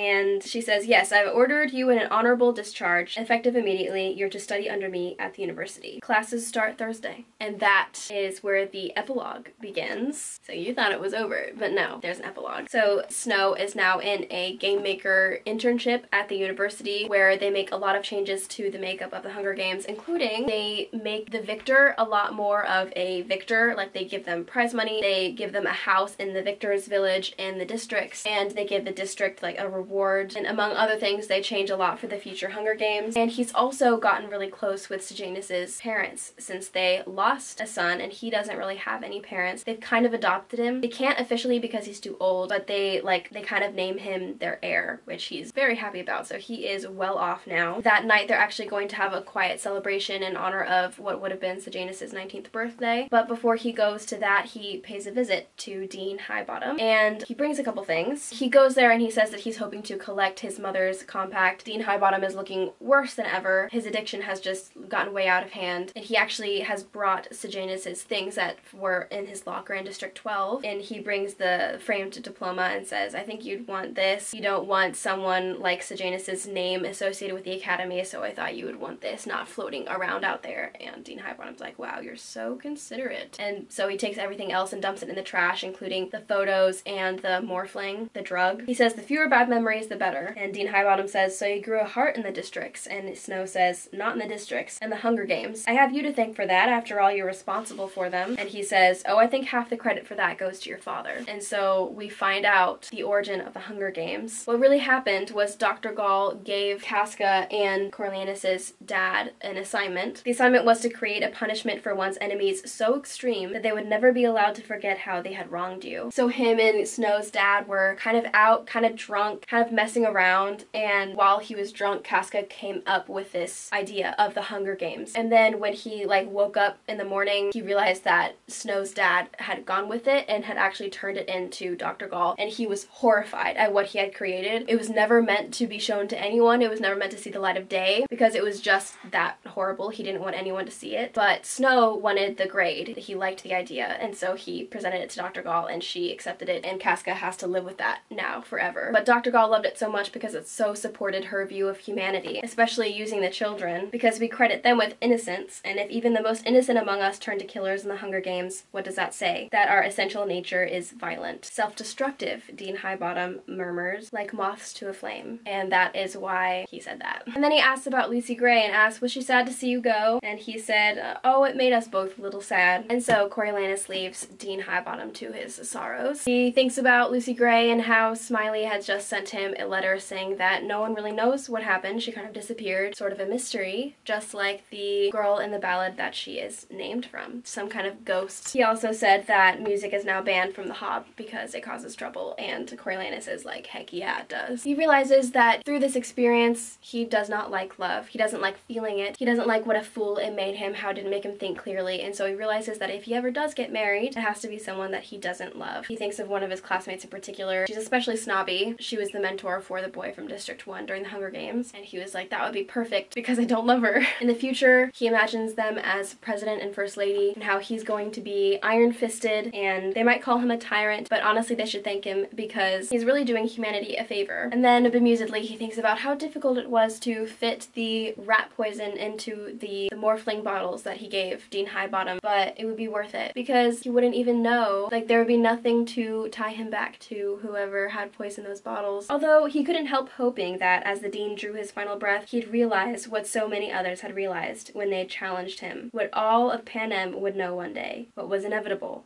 Snow lands on top. And that is our lovely tale concluded. Oh my goodness, I can't believe it's over, honestly. Well, I want to thank you guys for making it this far. If you're seeing this, thank you so much for watching all the way through. I really hope that I was able to do this amazing story justice. Yeah, just continue to give this channel support. I would really love it if you would just drop a like, drop a comment. Please subscribe to see more from me. I've really enjoyed making this one for you. It's been really time consuming, so I appreciate anything you can give my way, any support, any shares, but I am going to keep on making content for you guys, so please stay tuned, and I can't wait to see you guys in the next video.